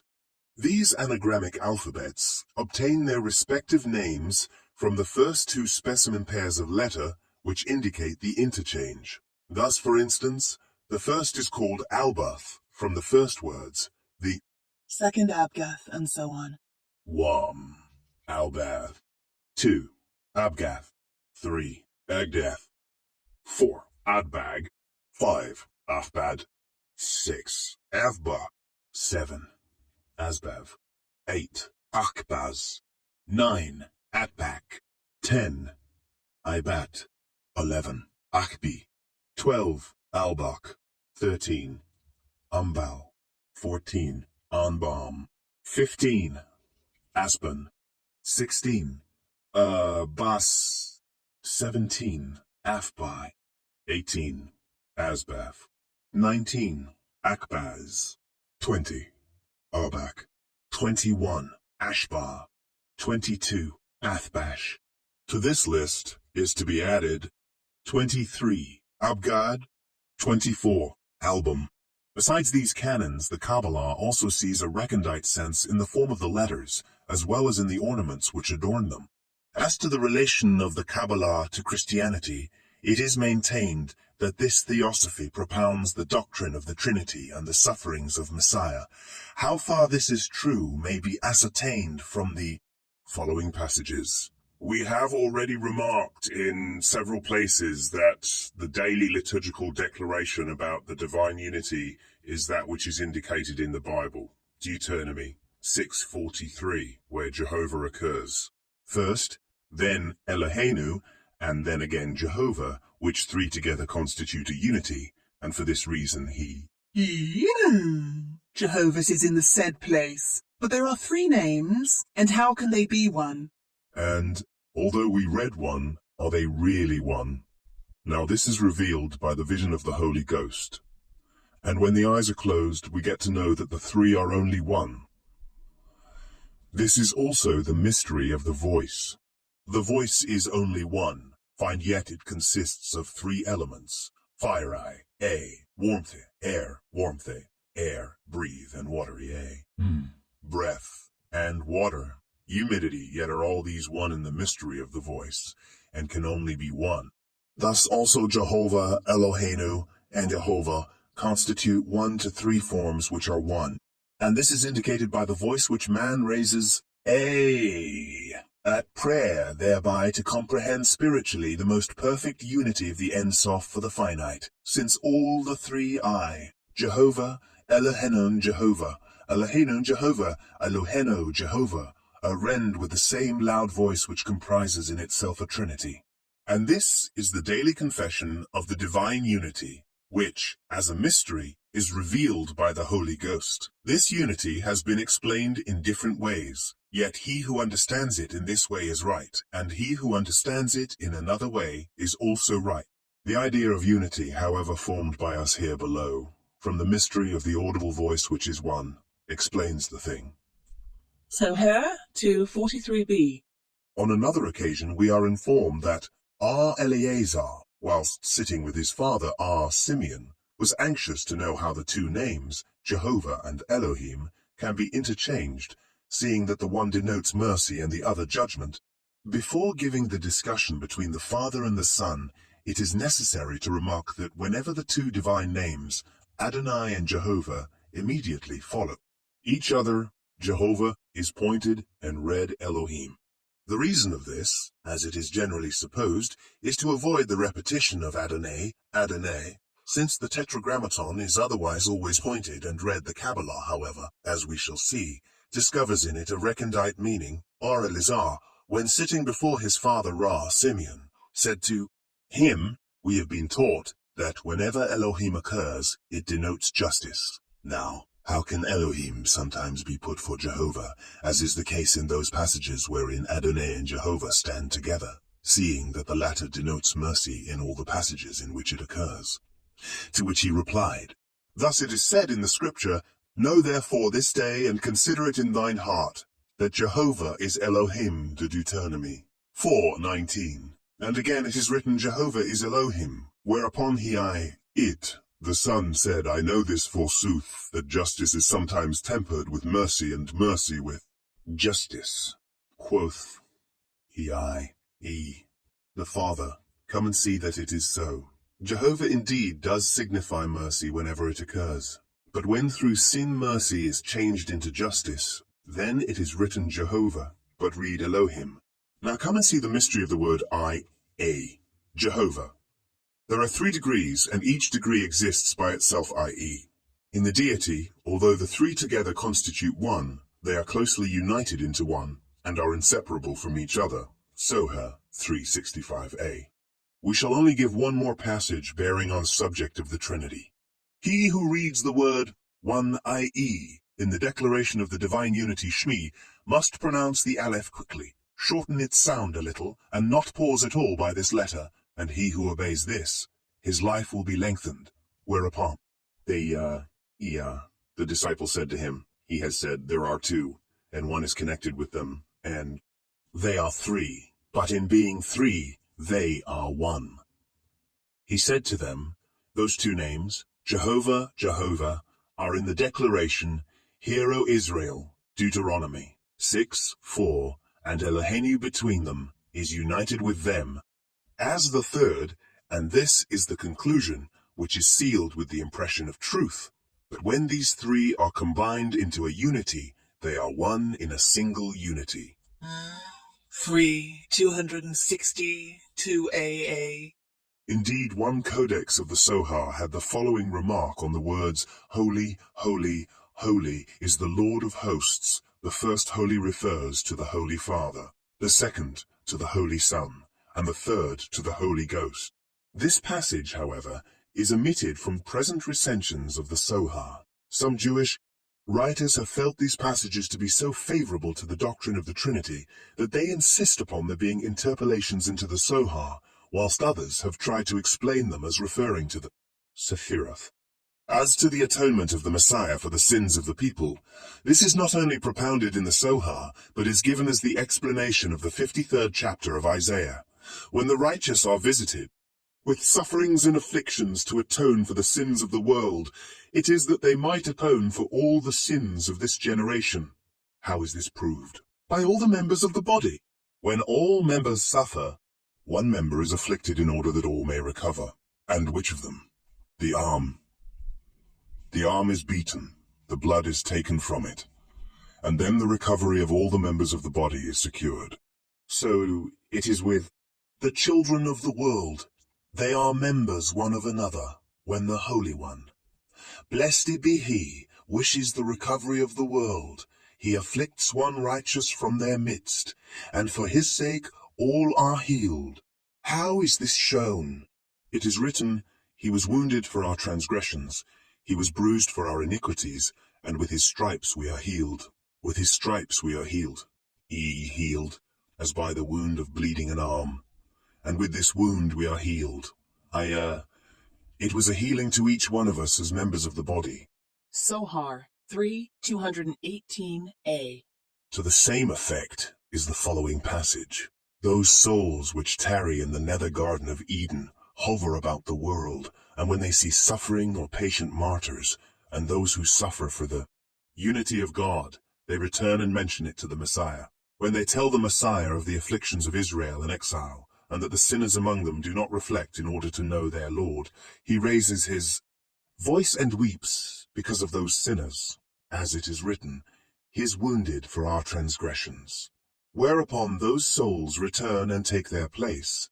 In the Garden of Eden, there is one palace which is called the Palace of the Sick. The Messiah goes into this palace and invokes all the sufferings, pain, and afflictions of Israel to come upon him. And they all come upon him, and they all come upon him. Now, if he did not remove them thus, and take them upon himself, no man could endure the sufferings of Israel, due as punishment for transgressing the law. As it is written, surely he hath borne our griefs, and carried our sorrows. When the children of Israel were in the Holy Land, they removed all those sufferings and afflictions from the world by their prayers and sacrifices, but now the Messiah removes them from the world. Sohor 2:212b. That these opinions favor, to a certain extent, the doctrines of the Trinity and the Atonement, though not in the Orthodox sense, is not only admitted by many of the Jewish literati who are adverse to the Kabbalah, but by some of its friends. Indeed, the very fact that so large a number of Kabbalists have from time to time embraced the Christian faith would of itself show that there must be some sort of affinity between the tenets of the respective systems. Some of these converts occupied the highest position in the synagogue, both as pious Jews and literary men. We need only specify Paul Ritchie, physician to the Emperor Maximilian, Julius Conrad Otto, author of The Unveiled Secrets, consisting of extracts from the Talmud and the Zohar, to prove the validity of the Christian doctrine, Nuremberg, 1805.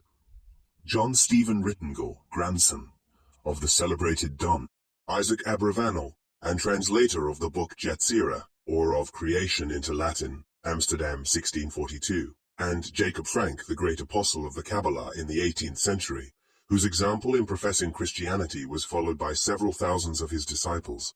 The testimony of these distinguished Kabbalists, which they give in their elaborate works, about the affinity of some of the doctrines of this theosophy with those of Christianity, is by no means to be slighted. And this is fully corroborated by the celebrated Leo de Modena, who, as an Orthodox Jew, went so far as to question whether God will ever forgive those who printed the Kabbalistic works. The use made by some well-meaning Christians of the above-named Kabbalistic canons of interpretation in controversies with Jews to prove that the doctrines of Christianity are concealed under the letter of the Old Testament will now be deprecated by everyone who has any regard for the laws of language. As a literary curiosity, however, we shall give one or two specimens. No less a person than the celebrated Rushlin would have it that the doctrine of the Trinity is to be found in the first verse of Genesis. He submits, if the Hebrew word, which is translated created, be examined, and if each of the three letters composing this word be taken as the initial of a separate word, we obtain the expressions Son, Spirit, Father, according to Rule 2. Upon the same principle, this erudite scholar deduces the first two persons in the Trinity from the words, "The stone which the builders refused has become the headstone of the corner," by dividing the three letters composing the word stone into Father, Son, Esau, 1494. In more recent times, we find it maintained that the righteousness spoken of in Daniel 9:24 means the anointed of Jehovah, because the original phrase is by gematria, numerical value, which is Rule 1, given above. So pleased is the author with this discovery that he takes great care to remark, "It is a proof which I believe has hitherto escaped the notice of interpreters. Such proofs, however, of the messiahship of Christ bring no honor to our religion, and in the present day argue badly both against him who adduces them and against him who is convinced by them." 2. We now proceed to trace the date and origin of the Kabbalah, taking the ex parte statement for what it is worth, that this secret doctrine is of a pre-Adamite date, and that God himself propounded it. To the angels in paradise, we shall have to examine the age of the oldest documents which embody its tenets, and compare these doctrines with other systems, in order to ascertain the real date and origin of this theosophy. But before this is done, it will be necessary to summarize as briefly as possible those doctrines which are peculiar to the Kabbalah, or which it expounds and elaborates in an especial manner, and which constituted a separate system within the precincts of Judaism. The doctrines are as follow. 1. God is boundless in his nature. He has neither will, intention, desire, thought, language, nor action. He cannot be grasped and depicted, and, for this reason, is called Ein Sof, and, as such, he is in a certain sense not existent. 2. He is not the direct creator of the universe, since he could not will the creation, and since a creation proceeding directly from him would have to be as boundless and as perfect as he is himself. 3. He at first sent forth 10 emanations, or sephiroth, which are begotten, not made, and which are both infinite and finite. 4. From these sephiroth, which are the archetypal man, the different worlds gradually and successively evolved. These evolutionary worlds are the brightness and the express image of their progenitors, the sephiroth, which uphold all things. 5. These emanations, or sephiroth, gave rise to, or created in their own image, all human souls. These souls are pre-existent. They occupy a special hall in the upper world of spirits, and they're already decided whether they will pursue a good or bad course in their temporary sojourn in the human body, which is also fashioned according to the archetypal image. 6. No one has seen the Ein Sof at any time. It is the Sephiroth, in whom the Ein Sof is incarnate, who have revealed themselves to us, and to whom the anthropomorphisms of Scripture and the Haggadah refer. Thus, when it is said, God spake, descended upon earth, ascended into heaven, smelled the sweet smell of sacrifices, repented in his heart, was angry, or when the Haggadic works describe the body and the mansions of the deity, all this does not refer to the Ein Sof, but to these intermediate beings. 7. It is an absolute condition of the soul to return to the infinite source whence it emanated, after developing all those perfections, the germs of which are indelibly inherent in it. If it fails to develop these germs, it must migrate into another body, and in case it is still too weak to acquire the virtues for which it is sent to this earth, it is united to another and a stronger soul, which occupying the same human body with it, aids its weaker companion in obtaining the object for which it came down from the world of spirits. 8. When all the pre-existent souls shall have passed their probationary period here below, the restitution of all things will take place. Satan will be restored to an angel of light. Hell will disappear, and all souls will return into the bosom of the deity whence they emanated. The creature shall not then be distinguished from the Creator. Like God, the soul will rule the universe. She shall command, and God obey. With these cardinal doctrines before us, we shall now be able to examine the validity of the Kabbalists' claims to the books which, according to them, propound their doctrines and determine the origin of this theosophy. Their works are I, the Book of Creation, 2, the Sohar, and 3, the Commentary of the 10 Sephiroth. As the Book of Creation is acknowledged by all parties to be the oldest, we shall examine it first. 1. The Book of Creation, or Yetzirah. This marvelous and famous document pretends to be a monologue of the patriarch Abraham, and premises that the contemplations it contains are those which led the father of the Hebrews to abandon the worship of the stars and to embrace the faith of the true God. Hence, remark of the celebrated philosopher Jehudah Levi, born about 1086, the Book of the Creation, which belongs to our father Abraham, demonstrates the existence of the deity and the divine unity by things which are on the one hand manifold and multifarious, whilst on the other hand they converge and harmonize, and this harmony can only proceed from one who originated it. Kozari, 4:25. The whole treatise consists of 6 parakim or chapters, subdivided into 33 very brief mishnahs or sections, as follows. The first chapter has 12 sections, the second has 5, the third 5, the fourth 4, the fifth 3, and the sixth 4 sections.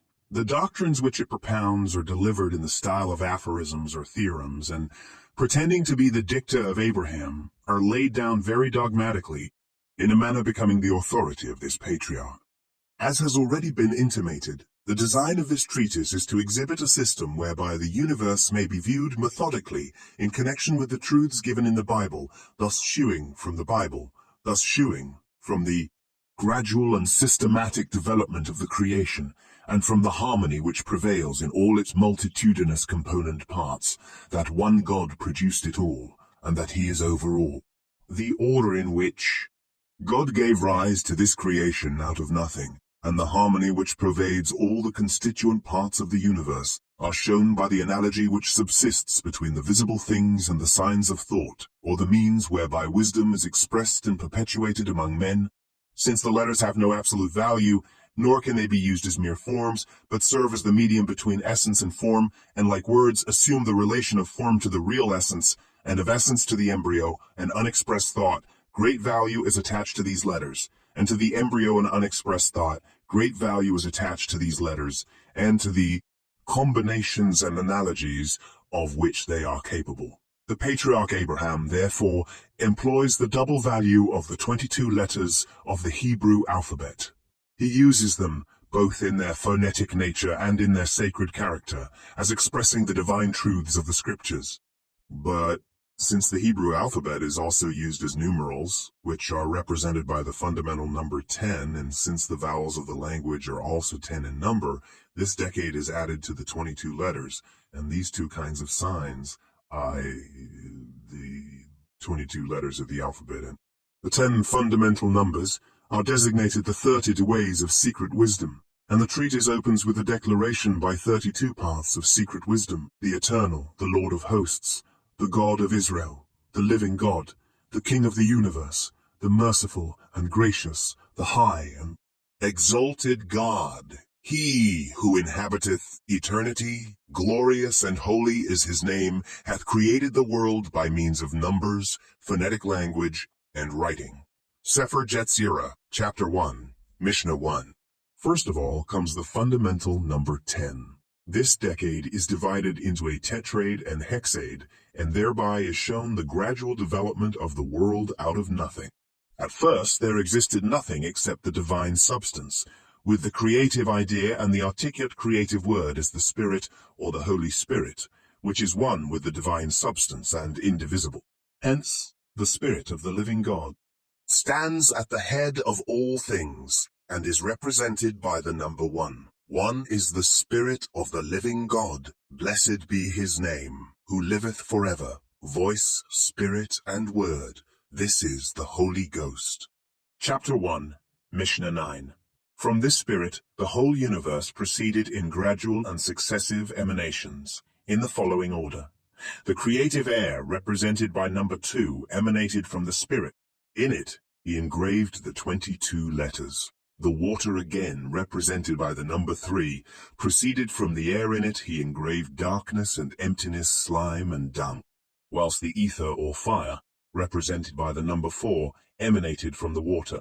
In it he engraved the throne of his glory, the Ophanim, the seraphim, the sacred animals, and the ministering angels, and from these 3 he formed his habitation. As it is written, he maketh the wind his messengers, flaming fire his servants.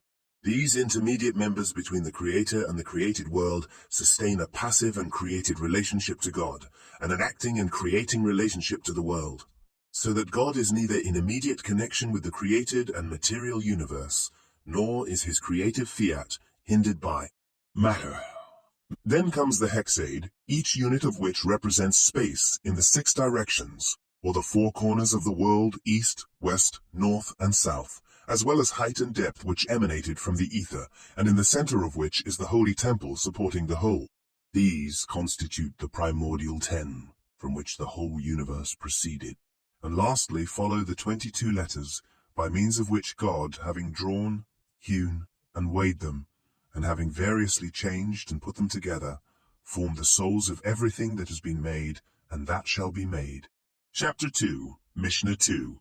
These 22 letters of the alphabet are then divided into 3 groups, consisting respectively of 1, the 3 mothers or fundamental letters, 2, 7 double and 3, 12 simple consonants to deduce therefrom a triad of elements, a heptade of elements, a heptade of elements, a heptade of opposites, and a duodecimo of simple things in the following manner. 1. 3 mothers, aleph, mem, shin. The above-named 3 primordial elements, ether, water, and air, which were as yet partially ideal and ethereal, became more concrete and palpable in the course of emanation. Thus, the fire developed itself into the visible heaven. The elementary water thickened into the earth, embracing sea and land, whilst the elementary air became the atmospheric air. These constitute the three fundamental types of the universe. The three primordial elements also thickened still more in another direction, and gave birth to a new order of creatures, which constitute the course of the year and the temperatures. From the ether developed itself heat, from the water emanated cold, and from the air proceeded the mild temperature which shows itself in the rain or wet. These constitute the fundamental points of the year, whereupon the three primordial elements developed themselves in another direction again and gave rise to the human organism. The ether sent forth the human head, which is the seat of intelligence. The water gave rise to the body, or the abdominal system, whilst the air, which is the central element, developed itself into the genital organ. These three domains, the macrocosm, the revolution of time, and the microcosm, which proceeded from the three primordial elements, are exhibited by the three letters Aleph, Mem, and Shin. Hence it is said that by means of these three letters, which, both in their phonetic and sacred character, represent the elements, inasmuch as a gentle aspirate, and as the initial of air, symbolizes the air as a labial or mute, and as the initial of water represents the water, whilst, as a sibilant and as the last letter of fire, typifies the fire. Chapter 3, Mishnah 3. God created in the world the fire, water, air. In man, the head, body, breast. In the year, heat, cold, wet. 2. 7 double consonants. Beth, Gimel, Daleth, Kaf, P, Resh, Tav. The three dominions proceeding from the triad of the primordial elements which emanated from the unity continued to develop themselves still further. In the macrocosm were developed the 7 planets, in time the 7 days, and in the microcosm the 7 sensuous faculties. These are represented by the 7 double consonants of the alphabet. Hence, it is said that by means of these 7 letters, which are called double because they have a double pronunciation, being sometimes aspirated and sometimes not, according to their being with or without the Dajish God created. In the world, Saturn, Jupiter, Mars, Sun, Venus, Mercury, Moon. In man, wisdom, riches, dominion, life, favor, progeny, peace. In the year, Sabbath, Thursday, Tuesday, Sunday, Friday, Wednesday, Monday. Owing to the opposite double pronunciation of these 7 letters, being hard and soft, they are also the symbols of the 7 opposites in which human life moves: wisdom and ignorance, riches and poverty, fruitfulness and barrenness, life and death, liberty and bondage, peace and war, beauty and bondage, peace and war, beauty and deformity. Moreover, they correspond to the 7 ends, above and below, east and west, north and south, and the holy place in the center, which supports them. And with them God formed the 7 heavens, the 7 earths or countries, the 7 earths or countries, the 7 earths or countries, the 7 weeks from the feast of Passover to Pentecost. 2. 12 simple consonants. The 3 dominions then respectively develop themselves into 12 parts. The macrocosm into the 12 signs of the zodiac, time into 12 months, and the microcosm into 12 active organs. This is shown by the 12 simple consonants of the alphabet. Thus it is declared that by means of the 12 letters, God created the 12 signs of the zodiac. In the world, Aries, Taurus, Gemini, Cancer, Leo, Virgo, Libra, Scorpio, Sagittarius, Capricornus, Aquarius, Capricornus, Aquarius, Pisces. In man, the organs of sight, hearing, smelling, talking, taste, copulating, dealing, walking, thinking, anger, laughter, sleeping. In the year, the 12 months, Nisan, Jia, Sivan, Tammuz, Ab, Elul, Tishri, Cheshvan, Kislev, Tibet, Shabbat, Adar.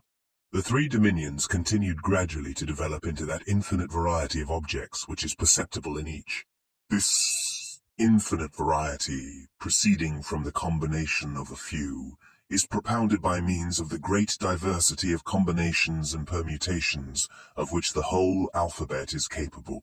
These letters, small in number, being only 22, by their power of combination and transposition, yield an endless number of words and figures, and thus become the types of all the varied phenomena in the creation.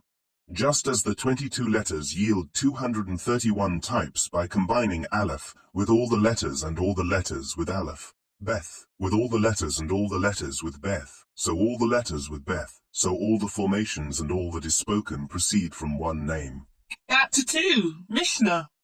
The infinite variety in creation is still more strikingly exhibited by permutations, of which the Hebrew alphabet is capable, and through which an infinite variety of types is obtained. Hence, the remark, 2 letters form 2 houses, 3 letters build 6 houses, 4 build 24, 5 build 120 houses, 6 build 720 houses. And from thenceforward go out and think what the mouth cannot utter and the ear cannot hear. Chapter 4, Mishnah 4.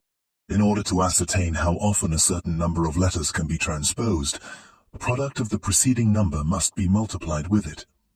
Thus, letter 2 by 1 equals 2, 3 by 2 equals 6, 4 by 6 equals 24, 5 by 24 equals 120, 6 by 120 equals 720, 7 by 720 equals 5,040, and so on.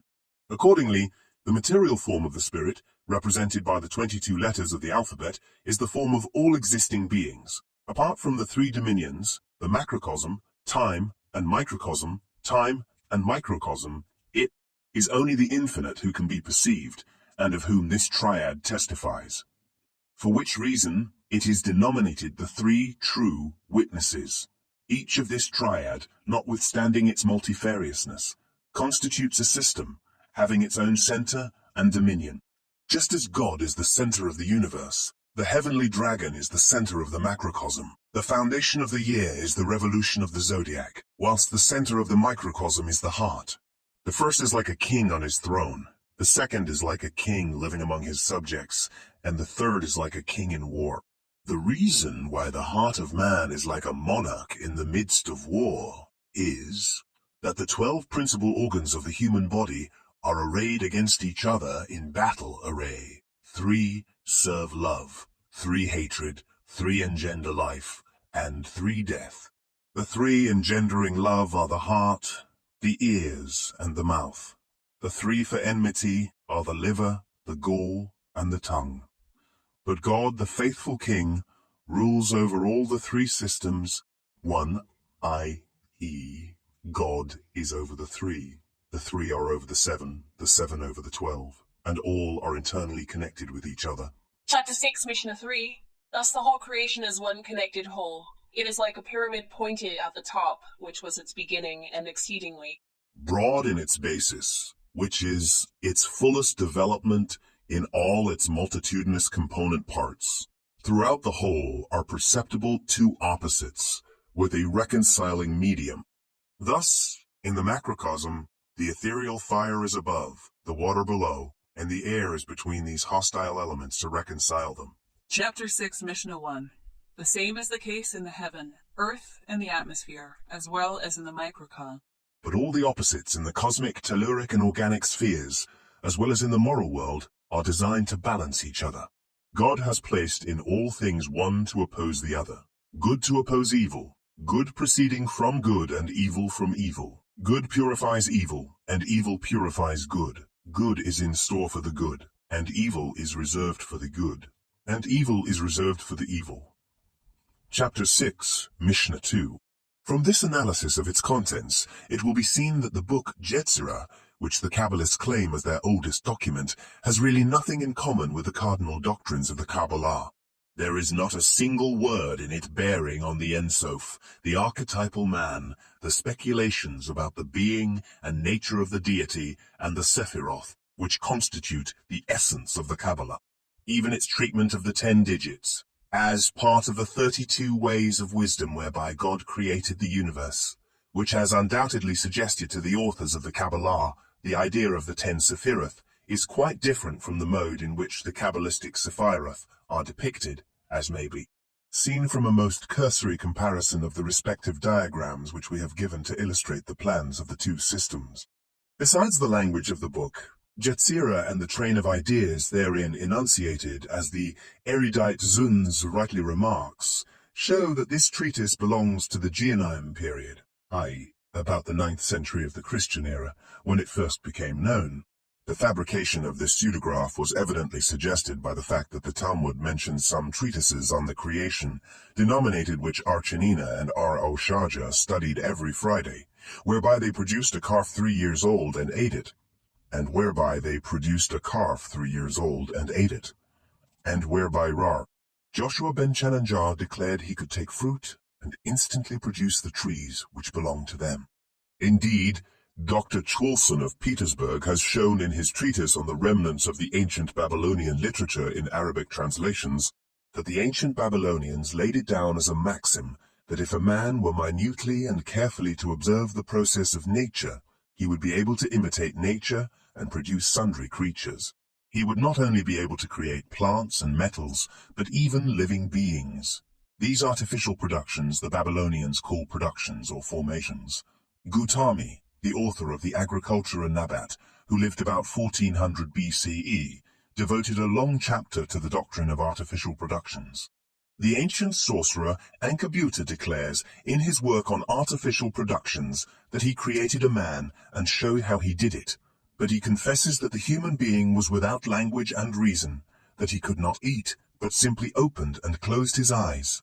This, and many other fragments from whose communication we quote, show that there were many works in Babylon which treated on the artificial productions of plants, metals, and living beings, and that the book Yetzirah, mentioned in the Talmud, was most probably such a Babylonian document.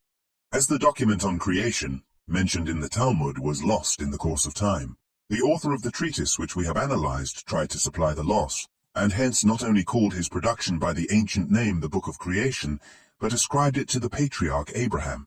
The perusal, however, of a single page of this book will convince any impartial reader that it has as little in common with the magic work mentioned in the Talmud or with the ancient Babylonian works which treat of human creations as with the speculations about the being and nature of the deity, the Ein Sof and the Sephiroth, which are the essence of the Kabbalah. Having shown that the book Yetzirah, claimed by the Kabbalists as their first and oldest code of doctrines, has no affinity with the real tenets of the Kabbalah, we have now to examine 2. The book Zohar. Before we enter into an examination concerning the date and authorship of this renowned code of the Kabbalistic doctrines, it will be necessary to describe the component parts of the Zohar. It seems that the proper Zohar, which is a commentary on the 5 books of Moses according to the division into sabbatic sections, was originally called the Midrash or exposition, Let There Be Light, from the words in Genesis 1:4, because the real Midrash begins with the exposition of this verse. The name Zohar, i.e., light, splendor, was given to it afterwards, either because this document begins with the theme light, or because the word Zohar frequently occurs on the first page. It is referred to by the name of the book Zohar in the component parts of the treatise itself. The Zohar is also called Midrash of Simon B. Joshai, because this rabbi is its reputed author. Interspersed throughout the Zohar, either as parts of the text with special titles or in separate columns with distinct superscriptions, are the following dissertations which we detail according to the order of the pages on which they respectively commence. 1. Tosefta and Thanathan, or small additional pieces. They briefly discuss, by way of supplement, the various topics of the Kabbalah, such as the Sephiroth, the emanation of the primordial light, and address themselves in apostrophes to the initiated in these mysteries, calling their attention to some doctrine or explanation. 2. Hekeloth, or the mansions and abodes forming part of the text. This portion of the Zohar describes the topographical structure of paradise and hell.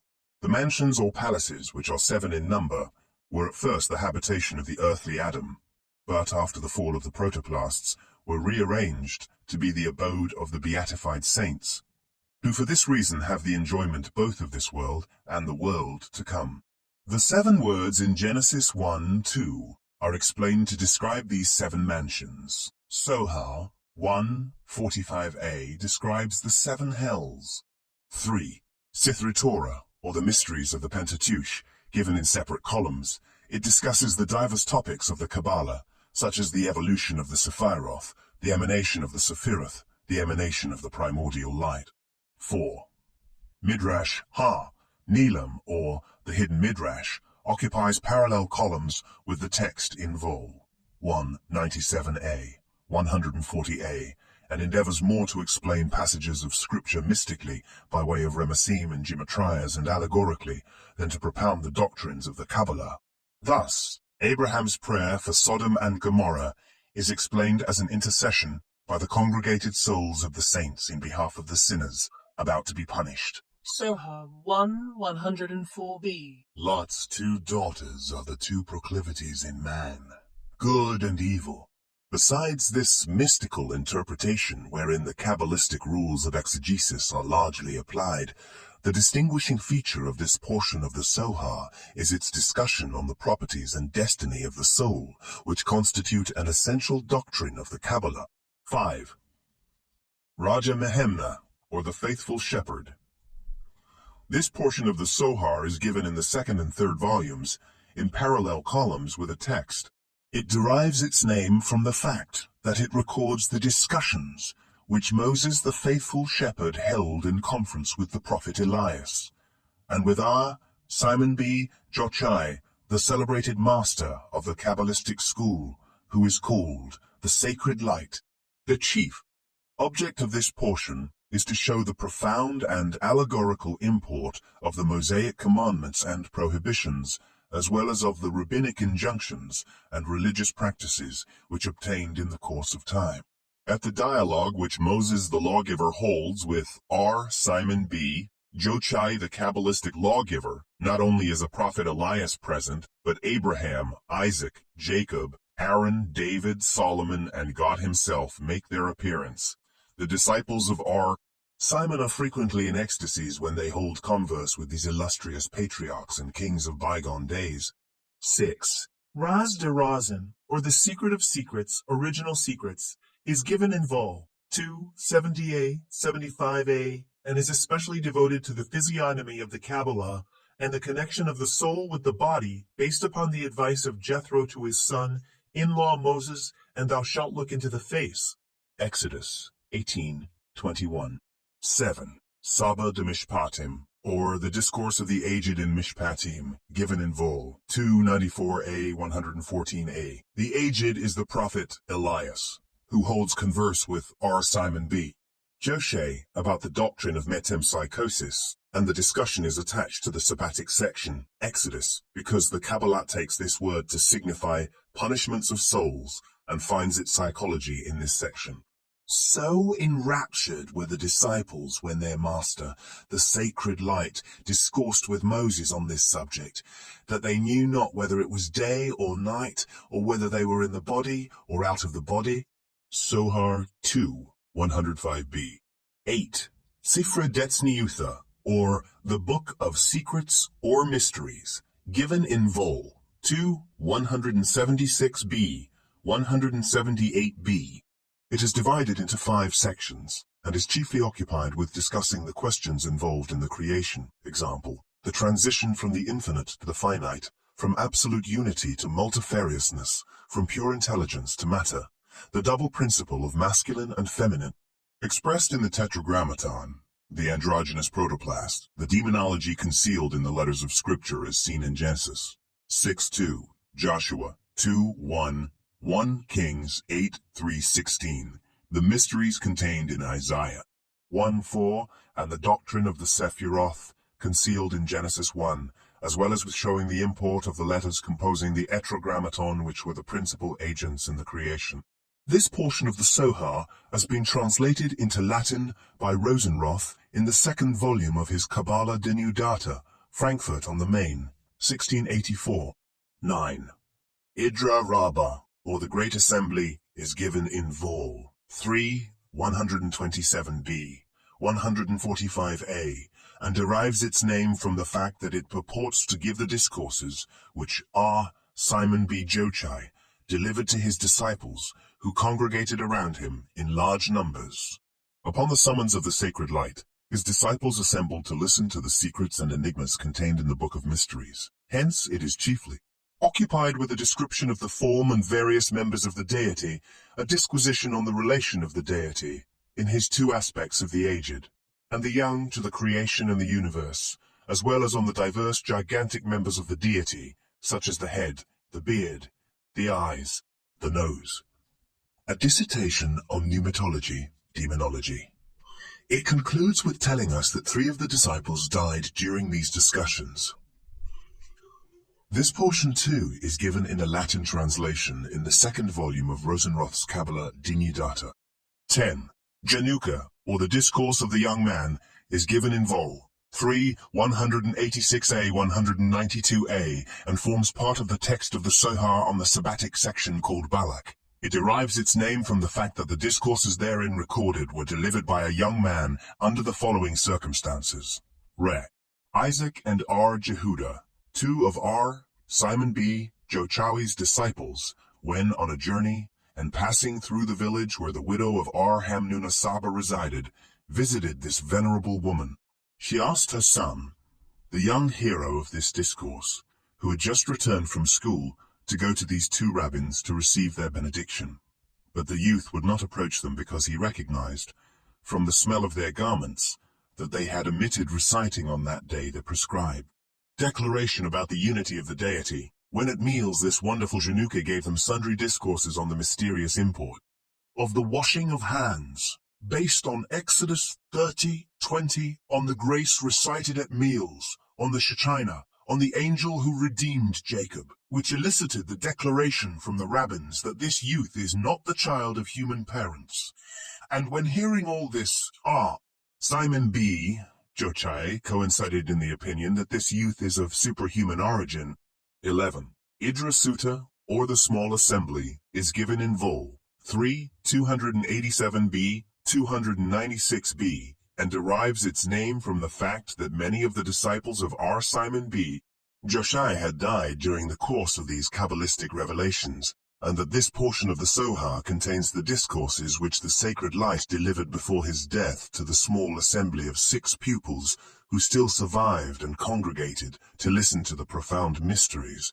It is to a great extent a recapitulation of the Idra Rabbah, occupying itself with speculations about the Sephiroth, the deity and his 3 aspects, or principles which successively develop themselves from each other, the Ein Sof, or the boundless in his absolute nature, the macroprosopon, or the boundless as manifested in the first emanation, and the microprosopon, the other 9 emanations, the abortive creations, and concludes with recording the death of Simon B.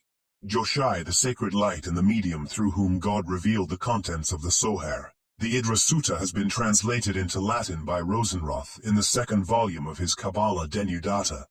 From this brief analysis of its component parts and contents, it will be seen that the Sohar does not propound a regular Kabbalistic system, but promiscuously and reiteratedly dilates upon the diverse doctrines of this theosophy, as indicated in the forms and ornaments of the Hebrew alphabet, in the vowel points and accents, in the divine names and the letters of which they are composed, in the narratives of the Bible, and in the traditional and national stories. Hence, the Sohar is more a collection of homilies or rhapsodies on Kabbalistic subjects than treatises on the Kabbalistic subjects than treatises on the Kabbalah. It is for this very reason that it became the treasury of the Kabbalah to the followers of this theosophy. Its diversity became its charm. The long conversations between its reputed author R. Simon B. Jochai and Moses, the great lawgiver and true shepherd, which it records, the short and pathetic prayers inserted therein, the religious anecdotes, the attractive spiritual explanations of scripture passages, appealing to the hearts and wants of men, the description of the deity, and of the Sephiroth under tender forms of human relationships, comprehensible to the finite mind such as father, mother, primeval man, matron, bride, white head, the great and small face, the luminous mirror, the higher heaven, The higher earth which it gives on every page made the Sohar a welcome textbook for the students of the Kabbalah, who, by its vivid descriptions of divine love, could lose themselves in rapturous embraces with the deity. Now, the Sohar pretends to be a revelation from God, communicated through R. Simon B. Jochai, who flourished about AD 70 to 110 to his select disciples. We are told that when they assembled to compose the Sohar, permission was granted to the prophet Elias, to all the members of the celestial college, to all angels, spirits, and superior souls, to assist them, and the 10 spiritual substances Sephiroth were charged to disclose to them their profound mysteries, which were reserved for the days of the Messiah. On the approach of death, R. Simon B. Jochai assembled a small number of his disciples and friends, amongst whom was his son, R. Eleazar, to communicate to them his last doctrines, when he ordered as follows. Abba shall write, R. Eleazar, my son, propound, and let my other associates quietly think about it. Idris Sutta, Sohar 3, 287b. It is upon the strength of these declarations, as well as upon the repeated representation of R. Simon B. Jochai, as speaking and teaching throughout this production, that the Sohar is ascribed to this rabbi on its very title page, and that not only Jews for centuries, but such distinguished Christian scholars as Lightfoot, Gill, Bartolocci, Pfeiffer, Noll von Rosenroth, Molitor, have maintained this opinion. A careful examination, however, of the following internal and external evidence will show that this thesaurus of the Kabbalah is the production of the 13th century. 1. The Sohar most fulsomely praises its own author, calls him the sacred light, and exalts him above Moses, the true shepherd. I testify by the sacred heavens and the sacred earth, declares R. Simon B. Jochai, that I now see what no son of man has seen since Moses ascended the second time on Mount Sinai. For I see my face shining as brilliantly as the light of the sun when it descends as a healing for the world. As it is written, to you who fear my name shall shine the sun of righteousness, with a healing in his wings. Malachi 3:24, 2. Yea, more, I know that my face is shining, but Moses did not know it nor understand it. For it is written, Hodis 34:29. Moses wist not that the skin of his face shone. 132b, 144a. The disciples deify R. Simon in the Sohar, declaring that the verse, all thy males shall appear before the Lord God, Exodus 23:17, refers to R. Simon B. Jochai, who is the Lord, and before whom all men must appear. Sohar 2:38a-2. The Sohar quotes and mystically explains the Hebrew vowel points, which were introduced for the first time by R. Moshe of Palestine, A.D. 570, to facilitate the reading of the scriptures for his students. 3. The Sohar faithful shepherd has literally borrowed 2 verses from the celebrated hymn of Ibn Gibirol, who was born about A.D. 1021 and died in 1070. This hymn, which is entitled The Royal Diadem, is a beautiful and pathetic composition, embodying the cosmic views of Aristotle, and forms part of the Jewish service for the evening preceding the Great Day of Atonement to the present day. It must be borne in mind that, though the Sohar is written in Aramaic, yet this quotation is in Hebrew and in the rhyme of Ibn Gibirol. The Sohar 1:18b, 23a, quotes and explains the interchange on the outside of the mezuzah of the words Jehovah, our God is Jehovah, for kuzu b'moch zaz kuzu, by substituting for each letter its immediate predecessor in the alphabet, which was transplanted from France into Spain in the 13th century. 5. The Sohar 3:232b uses the expression esnoga, which is a Portuguese corruption of synagogue, and explains it in a Kabbalistic manner as a compound of 2 Hebrew words, i.e., es and noga, brilliant light. 6. The Sohar 2:32a mentions the Crusades, the momentary taking of Jerusalem by the Crusaders from the infidels, and the retaking of it by his Saracens. Well, to the time, it says, wherein Ishmael saw the world, and received the sign of circumcision. What did the Holy One, blessed be his name? He excluded the descendants of Ishmael, i.e., the Mohammedans from the congregation in heaven, but gave them a portion on earth in the Holy Land, because of the sign of the covenant which they possess. The Mohammedans are, therefore, destined to rule for a time over the Holy Land, and they will prevent the Israelites from returning to it, till the merit of the Mohammedans is accomplished. At that time, the descendants of Ishmael will be the occasion of terrible wars in the world, and the children of Edom, the Christians, will gather together against them and do battle with them, some at sea and some on land, and some in the neighborhood of Jerusalem, and the victory will now be on the one side and then on the other, for the Holy Land will not remain in the hands of the Christians. 7. The Sohar records events which transpired AD 1264.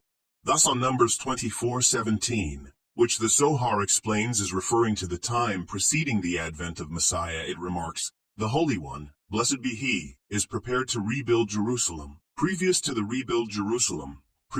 rebuilding thereof, he will cause to appear a wonderful and splendid star, which will shine 70 days. It will first be seen on Friday, Elul, July 25th, and disappear on Saturday or Friday evening at the end of 70 days. On the day preceding its disappearance, October 2nd, when it will still be seen in the city of Rome, on that self-same day, 3 high walls of that city of Rome, and that self-same day, 3 high walls of that city of Rome, and the great palace will fall, and the pontiff ruler of the city will die." Sohar 3, 212b. Now the comet here spoken of appeared in Rome, July 25th, 1264, and was visible till October 2nd, which are literally the 70 days mentioned in the Sohar. Moreover, July 25th, when the comet first appeared, actually happened on a Friday. On the day of its disappearance, October 2nd, the sovereign pontiff of Rome, Urban IV, died at Perugia, when it was believed that the appearance of the comet was the omen of his death, and the great and strong Pallas Vincimento fell on the selfsame day, October 2nd, into the hands of the insurrectionists. 8. The Sohar, in assigning a reason why its contents were not revealed before, says that the time in which R. Simon ben Jochai lived was peculiarly worthy and glorious, and that it is near the advent of the Messiah, for which cause this revelation was reserved till the days of R. Simon, to be communicated through him. Yet, speaking elsewhere of the advent of the Messiah, the Sohar, instead of placing it in the 2nd century when this rabbi lived, forgets itself, and says when the 60th or the 66th year shall have passed over the threshold of the 6th millennium Tia. 5060 AD, 1306. The Messiah will appear. Sohar 1, 116a, 117b comp. Also III 252a, thus showing that the author lived in the 13th century of the Christian era. In perfect harmony with this is the fact that 9. The doctrine of the Ein Sof and the Sephiroth, as well as the metempsychoscission retribution, were not known before the 13th century. 10. The very existence of the Sohar, according to the confession of the staunch Kabbalist Jehuda Charjoth, flourished 1500, was unknown to such distinguished Kabbalists as Nachmanides, 1195 to 1270, and Ben Adareth, 1235 to 1310. The first who mentions it is Tedros Abulafia, 1234 to 1306.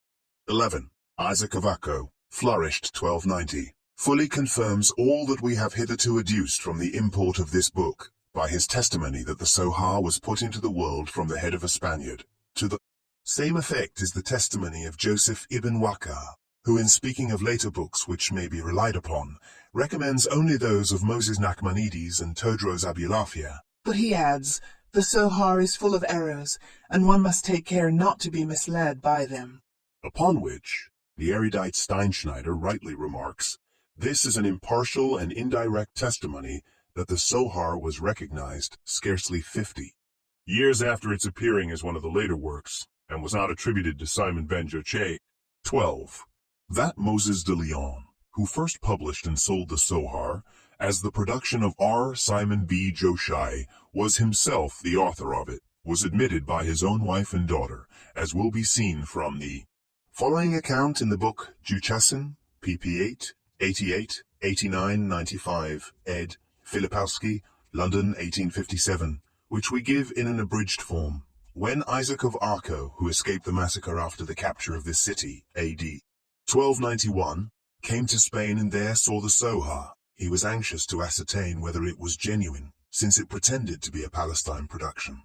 And he, though born and brought up in the Holy Land, in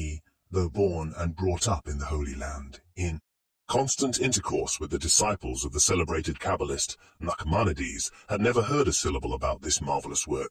Now Moses de Leon, whom he met in Valladolid, declared to him on a most solemn oath that he had at Avila an ancient exemplar, which was the very autograph of R. Simon ben Jochai, and offered to submit it to him to be tested.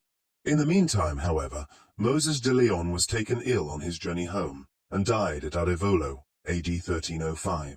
But two distinguished men of Avila, David Raphan and Joseph de Avila, who were determined to sift the matter, ascertained the falsehood of this story from the widow and daughter of Moses de Leon. Being a rich man and knowing that Moses de Leon left his family without means, Joseph de Avila promised that if she would give him the original MSA of the Zohar from which her husband made the copies, his son should marry her daughter, and that he would give them a handsome dowry. Whereupon the widow and daughter declared that they did not possess any such MS, that Moses de Leon never had it, but that he composed the Zohar from his own head and wrote it with his own hand. Moreover, the widow candidly confessed that she had frequently asked her husband why he published the production of his own intellect under another man's name, and that he told her that if he were to publish it under his own name, nobody would buy it, whereas under the name of R. Simon B. Jochai it yielded him a large revenue. This account is confirmed in a most remarkable manner by the fact that 13. The Zohar contains whole passages which Moses de Leon translated into Aramaic. From his other works, as the learned Jelinek has demonstratively proved, to transfer these passages here would occupy too much of our space. We must, therefore, refer the reader to the monograph itself, and shall only give one example, which the erudite historian Dr. Graetz has pointed out. In his Sefer Ha-Rimon, which he composed a 1827, and which is a Kabbalistic explanation of the Mosaic precepts, Moses de Leon endeavors to account for the non-occurrence of the Tetragrammaton in the history of the Hexahemeron, whilst it does occur immediately afterwards, by submitting that as the earthly world is finite and perishable, this divine name which denotes eternity could not be used at the creation thereof. For if it had been created under its influence, the world would have been as influence, the world would have been as imperishable as this name. In corroboration of this, Moses de Leon quotes the passage, "Come, behold the works of Elohim, what perishableness he made in the earth," showing that destruction, perishableness, is consonant with the name. In looking at the original, it will be seen that the text has and not, and that Moses de Leon, by a slip of memory, confounded this passage with "come and see the works of Elohim." Now, the whole explanation and the same blunder are transferred into the Zohar. The commentators on this treasury of the Kabbalah, not knowing the cause of this blunder, express their great surprise that the Zohar should explain a misquotation. It is for these and many other reasons that the Zohar is now regarded by Steinschneider, Beer, Jelinek, Graetz, as a pseudograph of the 13th century, that Moses de Leon should have palmed the Zohar upon Simon B. Jochai was nothing remarkable, since this rabbi is regarded by tradition as the embodiment of mysticism. No better hero could be selected for the Zohar than R. Simon, of whom the Talmud gives us the following account. Once upon a time R. Jehuda Ariozi, and R. Simon sat together, and R. Jehuda B. Jerim sat by them, or Jehuda then began and said, "How beautiful are the works of this nation! The Romans, they have erected marketplaces, erected bridges, and they have erected baths. Jose was quiet, but Simon B. Jochai answered and said, what they have built for no one except for their own use. They made markets to allure prostitutes. They made baths to gratify themselves therein, and bridges to get tolls by in, and bridges to get tolls by them. Jehuda B. Jerim repeated this, and the emperor's government got to hear it, who passed the following decree. Jehuda, who exalted, is to be exalted, is to be exalted. Yosei, who was silent, is to be banished to Zipporis. And Simon, who spoke evil, is to be killed. He, Simon, at once concealed himself with his son in the place of study, whither his wife daily brought them a loaf and a flask of water. But as the rigor of the decree increased, he said to his son, women are weak-minded. If she is tortured, she may betray us. Hence they left, and betook themselves into a deep cavern, where by a miracle a crab tree and a well were created for their subsistence. He and his son sat in the sand up to their necks, all the day studying the law. They spent 12 long years in this cavern, when Elias the prophet came and stood at the entrance of the cavern, and called out, who will inform the son of Jochai that the emperor is dead, and that the decree is commuted? They came out and saw the people tilling and sowing. This is the secret why the story that Simon B. Jochai composed the Sohar during his 12 years' residence in the cavern obtained credence among the followers of the Kabbalah. 3. The commentary on the 10 Sephiroth. It is this commentary to which we must look as the most ancient document embodying the doctrines of the Kabbalah. The author of this commentary, Azariel B. Menachem, was born in Valladolid about 1160. He distinguished himself as a philosopher, Kabbalist, Talmudist, and commentator. As his works indicate, he was a pupil of Isaac the Blind, who is regarded as the originator of the Kabbalah and master of the celebrated Moses Nachmanides, who is also a distinguished pillar of Kabbalism. Azariel died A.D. 1238 at the advanced age of 78 years. The commentary on the 10 Sephiroth is in questions and answers, and the following is the lucid analysis of it as given by the erudite Jelinek, according to Spinoza's form of ethics. 1. Definition. By the being who is the cause and governor of all things, I understand the Ein Sof, i.e., a being infinite, boundless, absolutely identical with itself, united in itself, without attributes, will, intention, desire, thought, word, or deed. Answers 2 and 4. 2. Definition. By Sephiroth, I understand the potencies which emanated from the absolute Ein Sof, all entities limited by quantity, which, like the will, without changing its nature, wills diverse objects that are the possibilities of multifarious things. Answers 3 and 9. 1. Proposition. The primary cause and governor of the world is the Ein Sof, who is both immanent and transcendent. Answer 1. Proof. Each effect has cause, and everything which has order and design has a governor. Answer 1.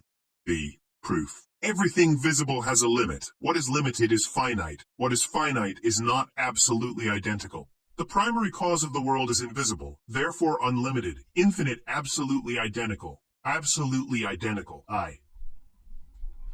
He is the Ein Sof. Answer 2. Proof. As the primary cause of the world is infinite, nothing can exist without him. Hence, he is immanent. Scholium. As the Ein Sof is invisible and exalted, it is the root of both faith and unbelief. 2. Proposition. The Sephiroth are the medium between the absolute Ein Sof and the real world. Proof. As the real world is limited and not perfect, it cannot directly proceed from the Ein Sof. Still the Ein Sof must exercise his influence over it, or his perfection would cease. Hence, the Sephiroth, which, in their intimate connection with the Ein Sof, are perfect, and in their severance are imperfect, must be the medium. Ein Sof 3. Scholium. Since all existing things originated by means of the Sephiroth, There are a higher, a middle, and a lower degree of the real world. Vide infra, proposition 6. 3. Proposition. There are 10 intermediate Sephiroth. Proof. All bodies have 3 dimensions, each of which repeats the other, 3 by 3. And by adding thereunto space generally, we obtain the number 10. As the Sephiroth are the potencies of all that is limited, they must be 10. Answer 4.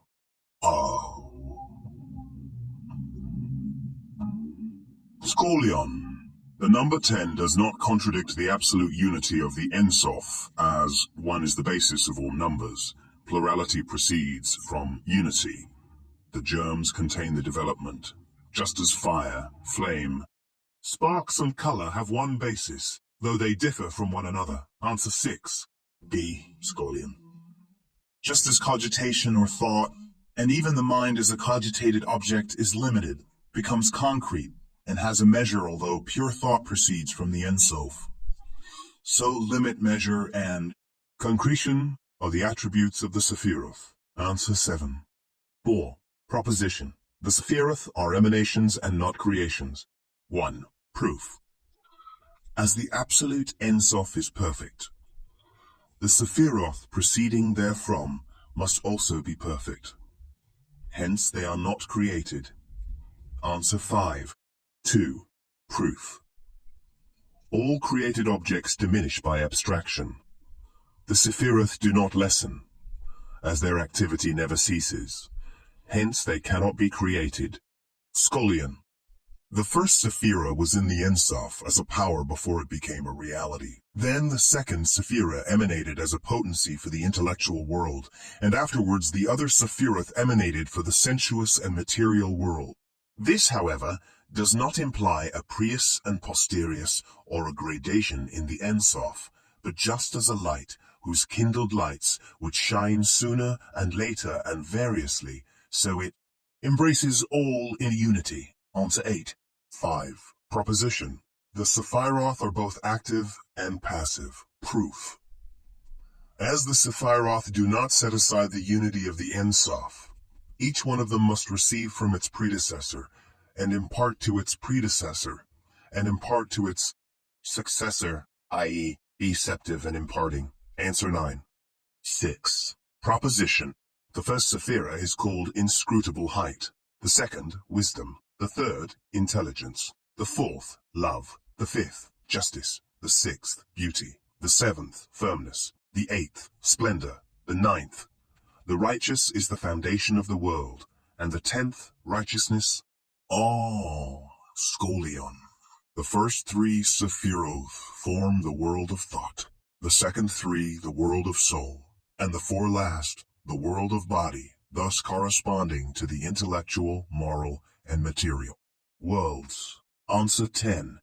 B. Scolion. The first Sephira stands in relation to the soul, inasmuch as it is called a unity. The second, inasmuch as it is denominated living. The third, inasmuch as it is termed spirit. The fourth, inasmuch as it is called vital principle. The fifth, inasmuch as it is denominated soul. The sixth operates on the blood, the seventh on the bones, the 8th on the veins, the 9th on the flesh, and the 10th on the skin. Scolion. The first Sephira is like the concealed light, the second like sky blue, the third like yellow, the fourth like white, the fifth like white red, the sixth like white red, the seventh like whitish red, the 8th like reddish white, the 9th like white, red, whitish, red, reddish, white, and the 10th is like the light reflecting all colors. For this state of the Kabbalah, i.e. 1150 to 1190, we have the testimony of some of the earliest and most intelligent Kabbalists themselves. Thus, Joseph B. Abraham Jikatilla, born about 1247 and died 1307, most distinctly tells us that Isaac the Blind of Poskier's Flower, circa 1190 to 1210, the teacher of R.A. Azariel, was the first who taught the doctrines of this theosophy. R. Bekja B. Asher, another Kabbalist who lived soon after this system was made known, in his commentary on the Pentateuch, which he composed AD 1291, styles R. Isaac the Blind as the father of the Kabbalah. Shem B. Abraham ibn Gaian, born 1283, another ancient Kabbalist, in attempting to trace a Kabbalistic explanation of a passage in the Bible to its fountainhead, goes back to R. Isaac as the primary source, and connects him immediately with the prophet Elias, who is said to have revealed the mysteries of this theosophy to this Coryphaeus of the Kabbalah, whilst the author of the Kabbalistic work entitled The Contemporary of R. Solomon B. Abraham B. Adareth, Flower, AD 1260, frankly declares that the doctrine of the Ein Sof and the 10 Sephiroth is neither to be found in the law, prophets, or hagiographa, nor in the writings of the rabbins of blessed memory, but rests solely upon signs which are scarcely perceptible. It has indeed been supposed that covert allusions to the Sephirith are to be found in the Talmud. If this could be proved, the date of the Kabbalah would have to be altered from the 12th to the 2nd or 3rd century after Christ. An examination, however, of the passage in question upon which this opinion is based will show how thoroughly fanciful it is. The passage is as follows. The rabbins propound at first the name of 12 letters was communicated to everyone, but when the profane multiplied, it was only communicated to the most pious of the priests, and these preeminently pious priests absorbed it from their fellow priests in the chant. It is recorded that R. Tophon said, "I once went up the orchestra in the temple after my maternal uncle, and, bending forward my ear to a priest, I heard how he absorbed it from his fellow priests in the chant." Jehuda said in the name of Rab, "The divine name of 42 letters is only communicated to such as are pious, not easily provoked, not given to drinking, and are not self-opinionated. He who knows this name and preserves it in purity is beloved above, cherished below, respected by every creature, and is heir of both worlds, the world that now is and world to come." Babylon Kiddushin, 71a. Upon this the celebrated Maimonides, born 1135, died 1204, remarks now everyone who has any intelligence knows that the 42 letters cannot possibly make one word, and that they must therefore have composed several words. There is no doubt that these words conveyed certain ideas, which were designed to bring man nearer to the true conception of the divine essence, through the process we have already described. These words, composed of numerous letters, have been designated as a single name, because like all accidental proper names, they indicate one single object, and to make the object more intelligible, several words are employed, as many words are sometimes used to express one single thing. This must be well understood, that they taught the ideas indicated by these names, and not the simple pronunciation of the meaningless letters. Neither the divine name composed of 12 letters, nor the one of 42 letters, ever obtained the title of Shem HaMefarash, this being the designation of the particular name, or the tetragrammaton, as we have already propounded. As to the two former names, they assuredly convey a certain metaphysical lesson, and there is proof that one of them contained a lesson of this kind. For the rabbins say in the Talmud with regard to it, the name of 42 letters is very holy, and is only communicated to such as are pious. Thus far, the Talmud. But how remote from the meaning of their author is the sense attached to these words. Forsooth, most people believe that it is simply by the pronunciation of the mere letters, without any idea being attached to them, that the sublime things are to be obtained, and that it is for them that those moral qualifications and that great preparation are requisite. But it is evident that the design of all this is to convey certain metaphysical ideas which constitute the mysteries of the divine law, as we have already explained. It is shown in the metaphysical treatises that it is impossible to forget science. I speak of the perception of the active intellect. And this is the meaning of the remark in the Talmud. He Tabor to whom the divine name of 42 letters is communicated, retains what he learns. It is this passage, as well as Maimonides' comment upon it, which led the erudite Frank to the conclusion that the mysteries of the Kabbalah were known to the doctors of the Talmud, and that the 42 letters composing the divine name are the 10 Sephiroth, which, by supplying The Vav conjunctive before the last Sephira consists exactly of 42 letters.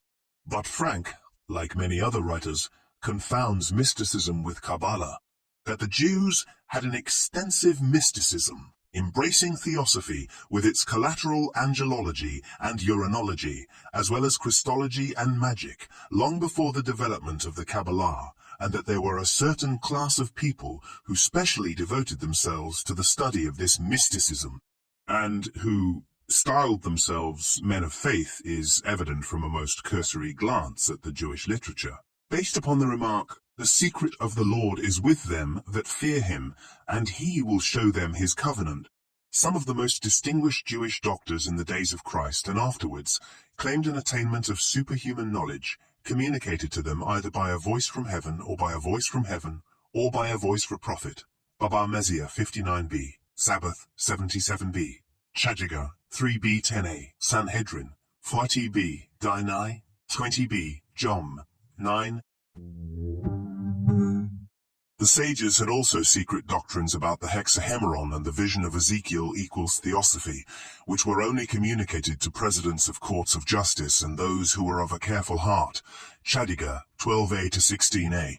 Coeven with this are the mysteries connected with the different letters of the several divine names. Kiddushin 71a. Those who were deemed worthy to be admitted into these secrets could at any moment call into existence new creations either in the animal or vegetable kingdom. 65b, 65b, 65b, 67b, Jerusalem Sanhedrin 8. They could fly in the air, heal the sick, drive out evil spirits, and suspend the laws of nature by sundry mystical transpositions and commutations of the letters composing the divine names, which they wrote down on slips of vellum or pieces of paper and called amulets. This mysticism and the literature embodying it began to develop themselves more fully and to spread more extensively from the end of the 8th and the commencement of the 9th centuries. Towards the close of the 8th century came into existence 1. The celebrated mystical work entitled The Alphabet of Rabbi Akiba, which alternately treats each letter of the Hebrew alphabet as representing an idea as an abbreviation for a word and as the symbol of some sentiment according to its peculiar form, in order to attach to those letters morale, theoanthropic, angelological, and mystical notions. This work has recently been reprinted in 2 recensions in Jelinek's Beth Ha, Midrash, Vol. 3, pages 12 to 64, Leipzig, 1855. 2. The Book of Enoch, which describes the glorification of Enoch and his transformation into the angel Metatron, regarding him as the minor deity in contradistinction to the great God, and which was originally a constituent part of the alphabet of Akiba. It is reprinted in Jelinek's Beth Ha, Midrash, Vol. 2, Leipzig, 1853. 3. Shur Koma, or the dimensions of the deity, which claims to be a revelation from the angel Metatron to Ishmael and describes the size of the body, and the sundry members of the deity. It is given in the book Raziel of Eliezer B. Jehuda of Worms, printed at Amsterdam, 1701, and at Warsaw, 1812. 4. The Palaces. This mystical document opens with an exaltation of those who are worthy to see the chariot throne, declaring that they know whatever happens and whatever is about to happen in the world, that he who offends them will be severely punished, and that they are so highly distinguished as not to be required to rise before anyone except a king, a high priest, and the Sanhedrin. It then celebrates the praises of Almighty God and his chariot throne, describes the dangers connected with seeing this chariot throne, gives an episode from the history of the martyrs and the Roman Emperor Lupinus, a description of the angels and of the sundry formulae wherewith they are adjured. Whereupon follows a description of the 7 heavenly palaces, each of which is guarded by 8 angels, and into which the student of the mysterious chariot throne may transpose himself in order to learn all mysteries, a description of the formulae by virtue of which these angelic guards are obliged to grant admission into the celestial palaces, and of the peculiar qualifications of those who desire to enter into them. The document then concludes with detailing some hymns of praise.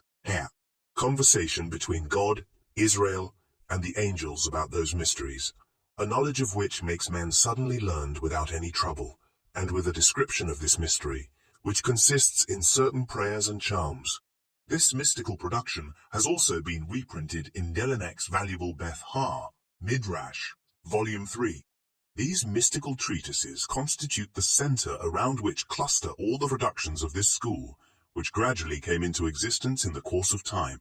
So numerous became the disciples of mysticism in the 12th century, and so general became the belief in their power of performing miraculous cures, driving out evil spirits, by virtue of charms consisting of the letters composing the divers divine names, transposed and commuted in mystical forms, that the celebrated Maimonides found it necessary to denounce the system. We have one divine name only, says he, which is not derived from his attributes, the Tetragrammaton, for which reason it is called Shem Ha-Mepharash. Believe nothing else, and give no credence to the nonsense of the writers of charms and amulets, to what they tell you, or to what you find in their foolish writings about the divine names, which they invent without any sense, calling them appellations of the deity, and affirming that they require holiness and purity, and perform miracles. All these things are fables. A sensible man will not listen to them, much less believe in them. More Nebuchim 1:61. But this mysticism, with its thaumaturgy, though espoused by later Kabbalists and incorporated into their writings, is perfectly distinct from the Kabbalah in its first and pure form, and is to be distinguished by the fact that it has no system, knows nothing of the speculations of the Ein Sof, the Ein Sof, the Ein Sof, the Ein Sof, the 10 Sephiroth, the doctrine of emanations, and the 4 worlds, which are the essential and peculiar elements of the Kabbalah. As to Frank's ingenious hypothesis, based upon the same number of letters constituting a divine name, mentioned in the Talmud and the 10 Sephiroth, we can only say that the Kabbalists themselves never claimed this far, fetched identity, and that Ignaz Stern has shown Bin Chinanja 3, page 261, that the Zohar itself takes the 10 divine names mentioned in the Bible, which it enumerated in Volume 3, 11a, and which it makes to correspond to the 10 Sephiroth, to be the sacred name composed of 42 letters. Having ascertained its date, we now come to the origin of the Kabbalah. Nothing can be more evident than that the cardinal and distinctive tenets of the Kabbalah, in its original form, as stated at the beginning of the second part of this essay, are derived from Neoplatonism. Any doubt upon this subject must be relinquished when the two systems are compared. The very expression Ein Sof which the Kabbalah uses to designate the incomprehensible one is foreign and is evidently an imitation of the Greek. The speculations about the Ein Sof, that he is superior to actual being, thinking, and knowing, are thoroughly Neoplatonic, and R. Azariel, whose work, as we have seen, is the first Kabbalistic production, candidly tells us that in viewing the deity as purely negative and divesting him of all attributes, he followed the opinion of the philosophers. When R. Azariel moreover tells us that the Ein Sof can neither be comprehended by the intellect nor described in words, for there is no letter or word which can grasp him. We have here almost the very words of Proclus, who tells us that although he is generally called the Unity or the First, it would be better if no name were given him. For there is no word which can depict his nature. He is the inexpressible, the unknown. The Kabbalah propounds that the Ein Sof, not being an object of cognition, made his existence known in the creation of the world by the Sephiroth, or emanations, or intelligences. So Neoplatonism. The Sephiroth are divided in the Kabbalah into a trinity of triads, respectively denominated the intellectual world, the sensuous world, and the material world, which exactly corresponds to the 3 triads of Neoplatonism. The Kabbalah teaches that these Sephiroth are both infinite and perfect, and finite and imperfect, insofar as the source from which they emanate imparts or withholds his fullness from them. Neoplatonism also teaches that every emanation, though less perfect than that from which it emanates, has yet a similarity with it, and so far as this similarity goes, remains in it, departing from it so far as it is unlike, but as far as possible being one with it and remaining in it. Even the comparison between the emanation of the Sephiroth from the Ein Sof and the rays proceeding from light to describe the immanent perfect unity of the two, is the same as the Neoplatonic figure employed to illustrate the emanations from one principium. 3. It now remains for us to describe the development of the Kabbalah, to point out the different schools into which its followers are divided, and to detail the literature which this theosophy called into existence in the course of time. The limits of this essay demand that this should be done as briefly as possible. The great landmark in the development of the Kabbalah is the birth of the Sohar, which divides the history of this theosophy into two periods, the pre-Sohar period and the post. Sohar period and the post. Sohar period. During these two periods, different schools developed themselves, which are classified by the erudite historian Dr. Graetz as follows. 1. The school of Gerona, so called from the fact that the founders of it were born in this place and established the school in it. To this school, which is the cradle of the Kabbalah, belong 1. Isaac the Blind, 1190 to 1210, denominated the father of the Kabbalah. His productions have become a prey to time, and only a few fragments have survived as quotations in other theosophic works. From these we learn that he espoused the despised doctrine of metempsychosis as an article of creed, and that from looking into a man's face he could tell whether the individual possessed a new soul from the celestial world of spirits, or whether he had an old soul which has been migrating from body to body and has still to accomplish its purity before its return to rest in its heavenly home. 2. Azariel and Ezra, disciples of Isaac the Blind. The former of these is the author of the celebrated commentary on the 10 Sephiroth, which is the first Kabbalistic production, and of which we have given an analysis in the second part of this essay, Vide Supra, page 176. Of Ezra, next to nothing is known beyond the fact that his great intimacy with Azariel led some writers to identify the two names. 3. Jehuda B. Jarkar, a contemporary of the foregoing Kabbalists. No works of his have survived, and he is only known as the teacher of the celebrated Nachmanides, and from being quoted as a Kabbalistic authority. 4. Moses Nachmanides, born in Gerona about 1195, the pupil of Azariel, Ezra, and Jehuda ibn Jakar. It was the conversion of this remarkable and famous Talmudist to this newly born Kabbalah which gave to it an extraordinary importance and rapid spread amongst the numerous followers of Nachmanides. It is related that, notwithstanding all the efforts of his teachers, Nachmanides at first was decidedly adverse to this system, and that one day the Kabbalist who most exerted himself to convert him was caught in a house of ill fame and condemned to death. He requested Nachmanides to visit him on the Sabbath, being the day fixed for his execution. And when Nachmanides reproved him for his sins, the Kabbalist declared that he was innocent, and that he would appear at his house on this very day, after the execution, and partake with him the Sabbath meal.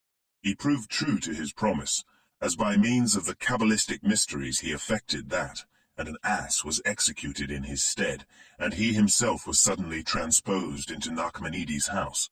From that time, Nachmanides avowed himself a disciple of the Kabbalah, and was initiated into its mysteries.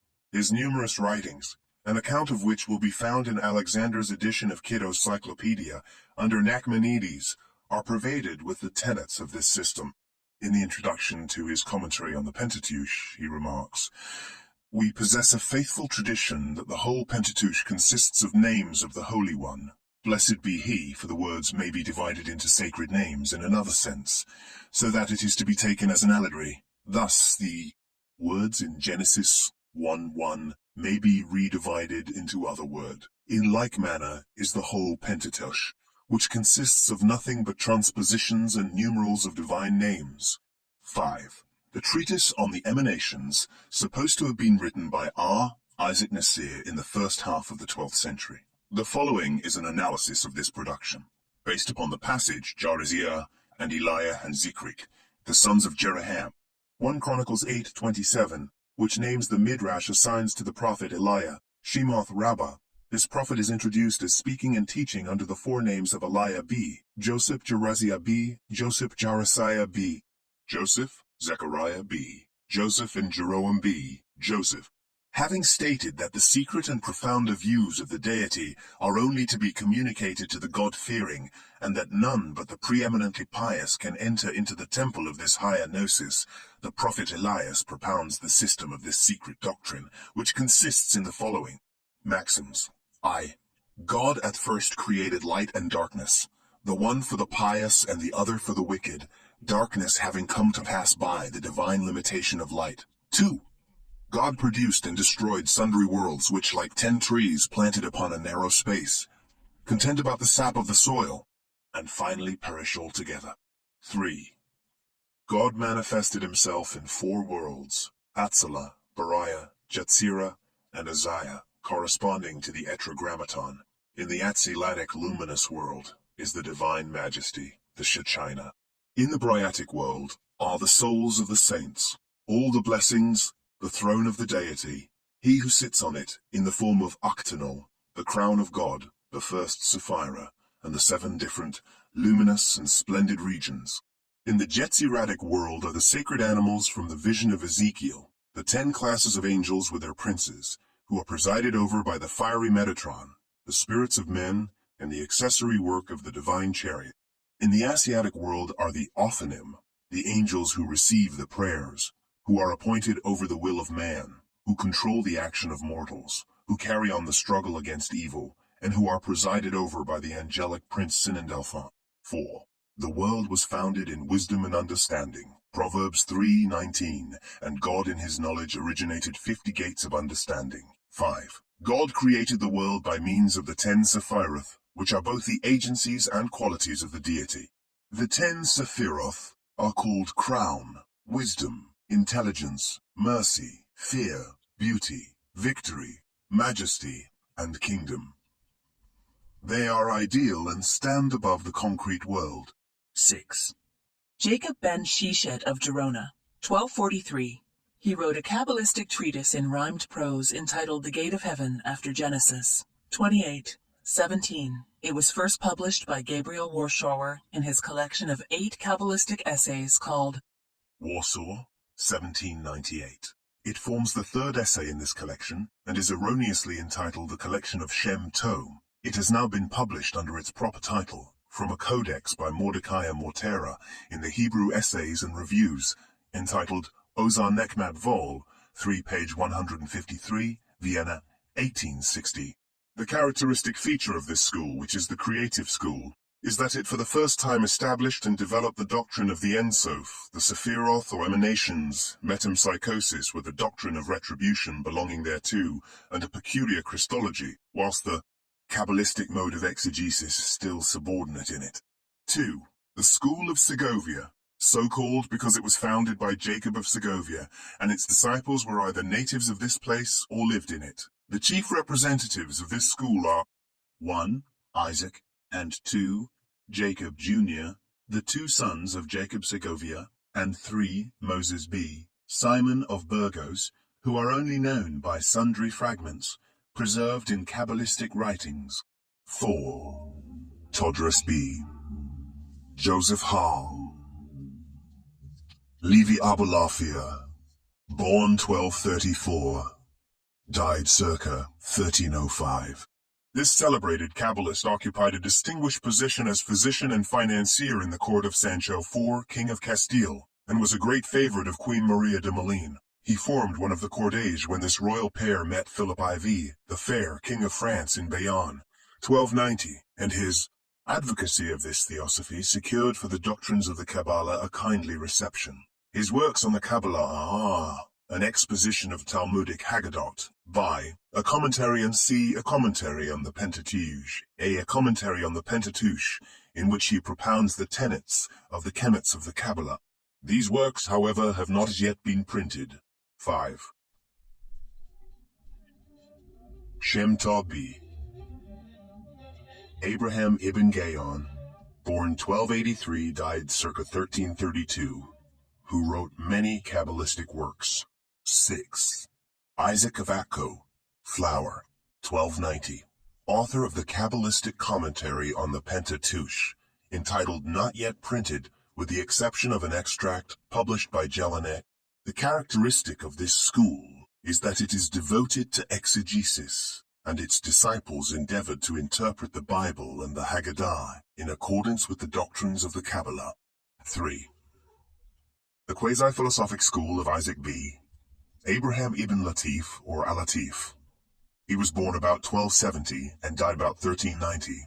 Believing that to view Judaism from an exclusively philosophical standpoint does not shew the right way to the sanctuary, he endeavored to combine philosophy with Kabbalah. He laid greater stress than his predecessors on the close connection and intimate union between the spiritual and material world, between the Creator and the creation. God is in all, and everything is in him. The human soul rises to the world's soul in earnest prayer, and unites itself therewithin. A kiss operates upon the deity and brings down a divine blessing upon the netherworld. But as every mortal is not able to offer such a spiritual and divinely operative prayer, the prophets, who were the most perfect men, had to pray for the people, for they alone knew the power of prayer. Isaac Al-Latif illustrated the unfolding and self-revelation of the deity in the world of spirits by mathematical forms. The mutual relation thereof is the same as that of the point extending and thickening into a line, the line into the flat into the expanded body. Henceforth the Kabbalists used points and lines in their mystical diagrams as much as they employed the numerals and letters of the alphabet. 4. The school of Abulafia, founded by Abraham ben Samuel Abulafia, is represented by 1. Abulafia, the founder of it, who was born at Saragossa in 1240, and died circa 1292. For 30 years he devoted himself to the study of the Bible, the Talmud, philology, philosophy and medicine, making himself master of the philosophical writings of Sayyadia, Bakshja B.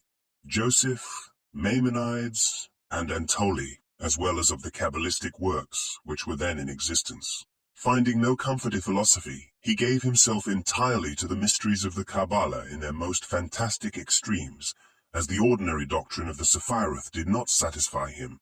The ordinary doctrine of the Sephiroth he simply regarded as a 10 unity instead of the Christian 3 unity.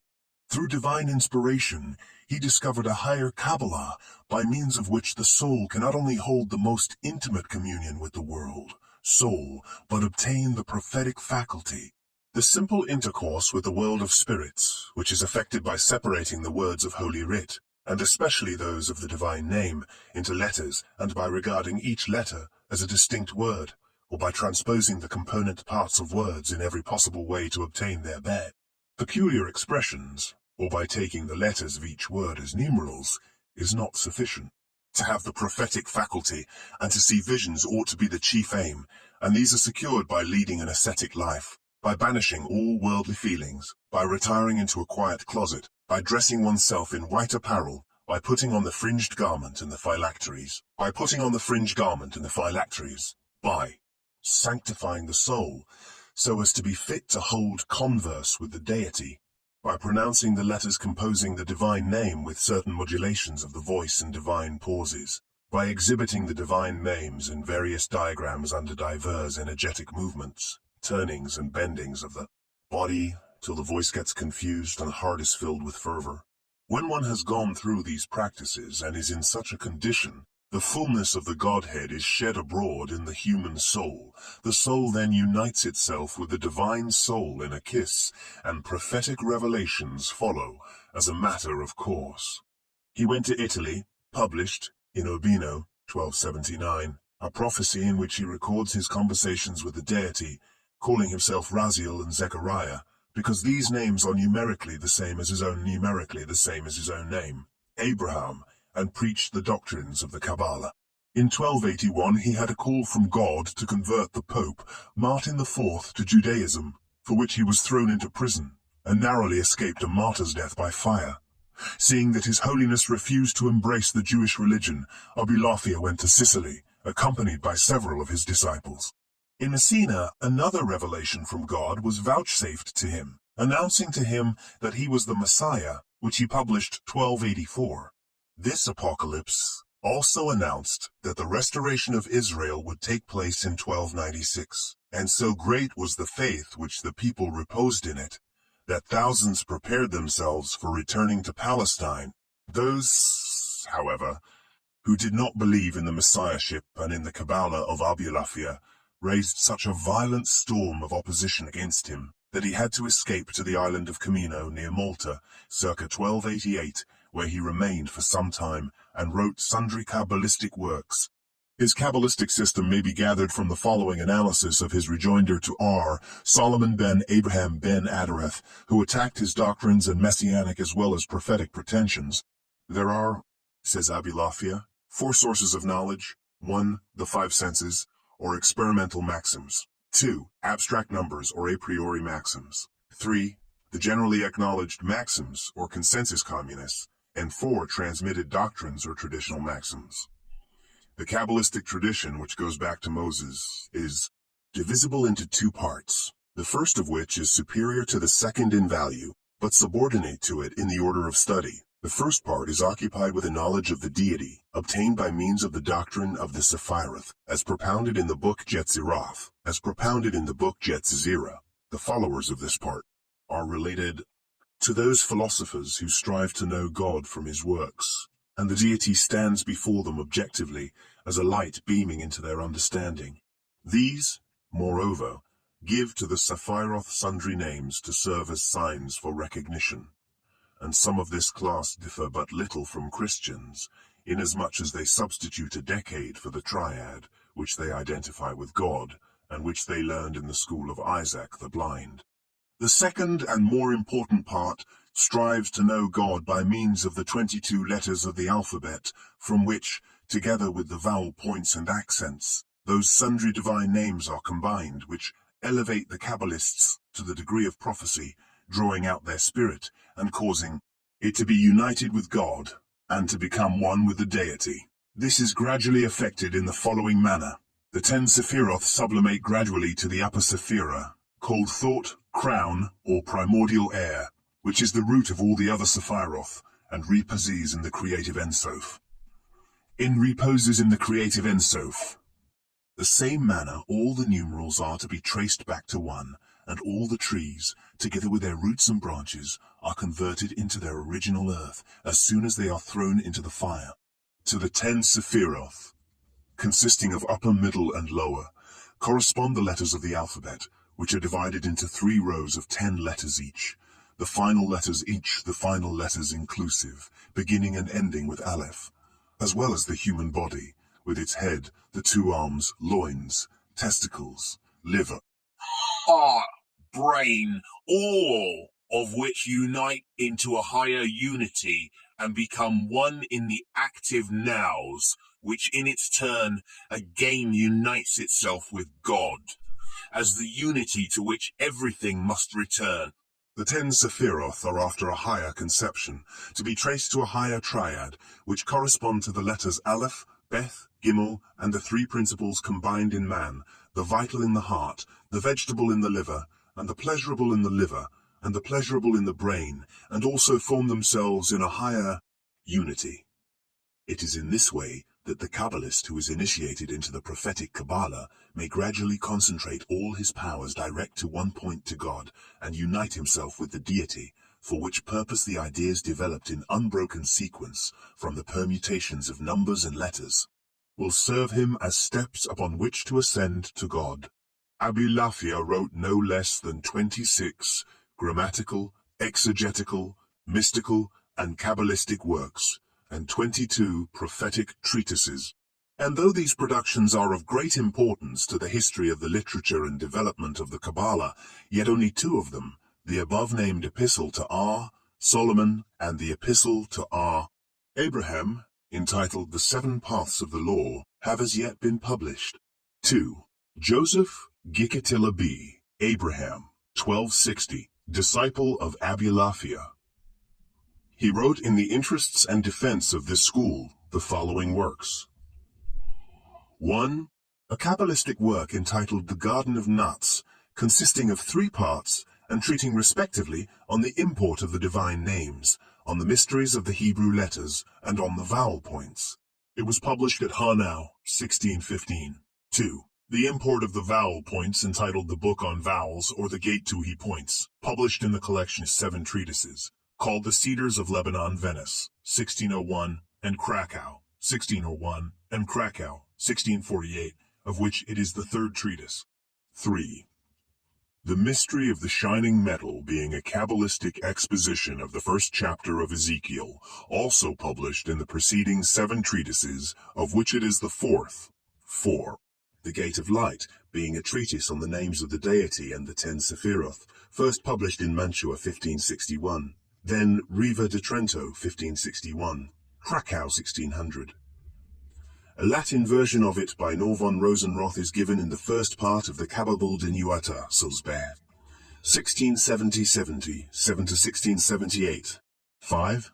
The Gates of Righteousness, on the 10 divine names answering to the 10 Sephiroth, published at Riva di Trento, 1561. 6. Mysteries connected with sundry Pentateuchal ordinances, published by Jekyll Ashkenazi in his Temple of the Lord, Venice and Danzig, 1596 to 1696 to 1606.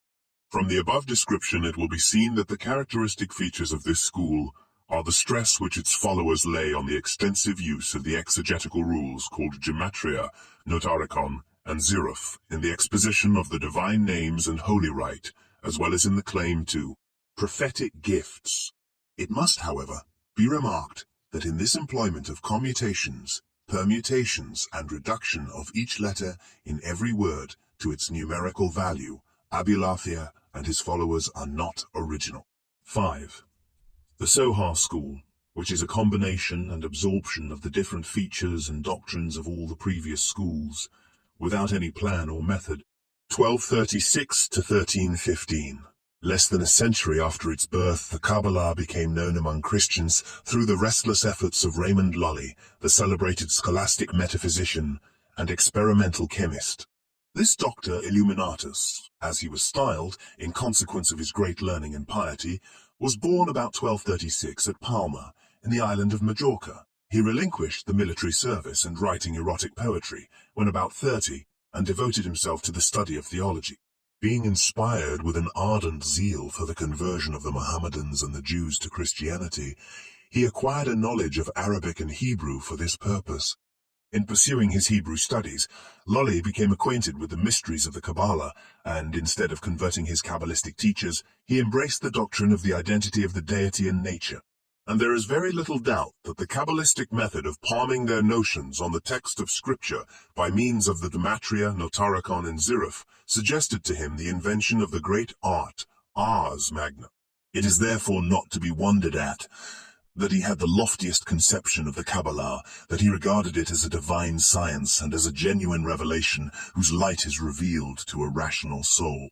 It cannot be said that Lully derived as much benefit from the Mohammedans, for after making 3 perilous journeys to Africa to bring sons of Ishmael to the truth of Christianity, he was stoned to death by them June 30, 1315.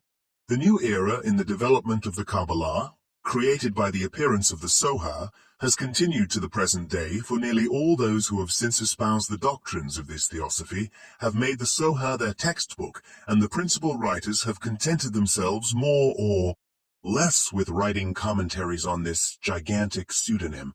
1290-1350. Foremost among these is Menahem D. Recanati, who was born in Recanati, Latin Resinatum, about 1290. He wrote when about 40 years of age, 1330, a commentary on the Pentateuch, which is little else than a commentary on the Pentateuch, which is little else than a commentary on the Sohar. This commentary, which was first published by Jacob B. Chajim in Bomberg's celebrated printing establishment, Venice, 1523, then again, Ibid, 1545, and in Lublin, 1595, has been translated into Latin by the famous Pico della Mirandola, 1320. At the beginning of the 14th century, Joseph B. Abraham ibn Waqar, 1290 to 1340, endeavored to reconcile this theosophy with philosophy, and to this end wrote a treatise on the cardinal doctrines of the Kabbalah, which is regarded as one of the best, if not the best, introductory compendium. This production, which is unpublished, and AMS, of which exists in the Bodleian Library Codex Land, 119, described by Uri No, 384, consists of 4 parts or gates, subdivided into chapters as follows. Gate 1, which is entitled On the Views of the Kabbalists Respecting the Primary Cause, Blessed be He, and the Sephiroth, as well as their names and order, consists of 8 chapters, treating respectively on the fundamental doctrines of the emanations of the Sephiroth from the first cause, as transmitted from Abraham and indicated in the Bible and the rabbinic writings in Gematриas, on the unity of the Sephiroth, the relation of the Sephiroth to each other, the first cause itself being a trinity consisting of a threefold light, the number of the Sephiroth being from 10, 20, 30, and so on, up to 310, stating that there is a difference of opinion amongst the Kabbalists whether the primary cause is within or without the Sephiroth, on the 3 worlds of the Sephiroth, on the beginninglessness of the first and necessary first emanation, investigating the question as to how many Sephiroth this property extends, on the subordination and order of the Sephiroth and the diagrams mentioning, in addition to the 3 known ones, the figure of bridegroom and bride under the nuptial canopy on the names of the deity and the angels derived from the Sephiroth, on the unclean, demon, Sephiroth, on the unclean, demon, Sephiroth, or hells and their relation to the pure ones. Gate 2, which is entitled On the Influence of the Sephiroth on the Government of the World, Providence, consists of 6 chapters treating respectively on the relation of the Sephiroth to the fundamental characteristics of providence, such as mercy, justice, on the corresponding relations of the unclean Sephiroth, on the influence of the Sephiroth on men, especially on the Hebrew race, and their vicissitudes, on the possibility of the Sephiroth withholding this influence, and on the relation of the Sephiroth to the days of the week. Gate 3, which is entitled On the Names of the Sephiroth among the Kabbalists, and which is the most extensive part of the work, consists of 7 chapters treating respectively on the names of the deity, giving the sundry explanations of current among the Jewish philosophers, on the names of the Sephiroth, stating that there is no uniform principle among the Kabbalists, that the appellations are derived from the Bible, the Talmud, and later literati, that the greatest difference of opinion prevails among the Kabbalists as to the mode in which these ancient sources are to be interpreted, recommending the following works as reliable guides: the Talmud, Midrash, Rabboth, Sifra, Sifri, Bahir, Parakim of R.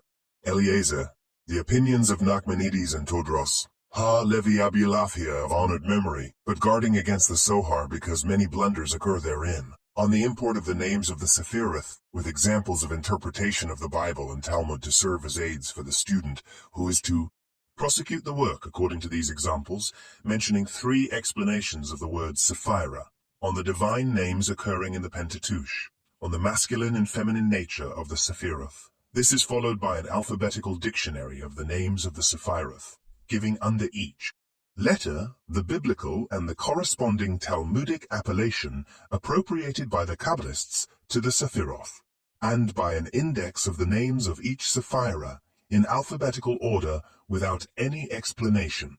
Gate 4, which is entitled On the Positive Proofs of the Existence of the Kabbalah, describes the author's own views of the Kabbalistic system, and submits that the Kabbalist has a preference over the philosopher and astronomer by virtue of the acknowledged maxim that he has a thorough knowledge of a thing who knows most details about it. Now, the Kabbalists build their system upon the distinction of words, letters in the sacred writings, and they also explain certain formularies among the rabbins, which have undoubtedly a recondite sense. 1370 to 1500. During the 14th and 15th centuries, the Kabbalah took deep root in Spain. Its followers, who were chiefly occupied with the study of the Sohar, with editing some older works, and with writing Kabbalistic commentaries on the Bible, became more and more aggressive, denouncing in unmeasured terms their co-religionists who could not see the advantages of this secret doctrine. Thus, Abraham B. Isaac of Granada, who wrote 1391 to 1409, a Kabbalistic work entitled The Covenant of Peace, discussing the mysteries of the names of God and the angels, of permutations, commutations, the vowel points and accents, declares that he who does not acknowledge God in the manner of the Kabbalah sins, unwittingly is not regarded by God, has not his special providence, and, like the abandoned and the wicked, is left to fate.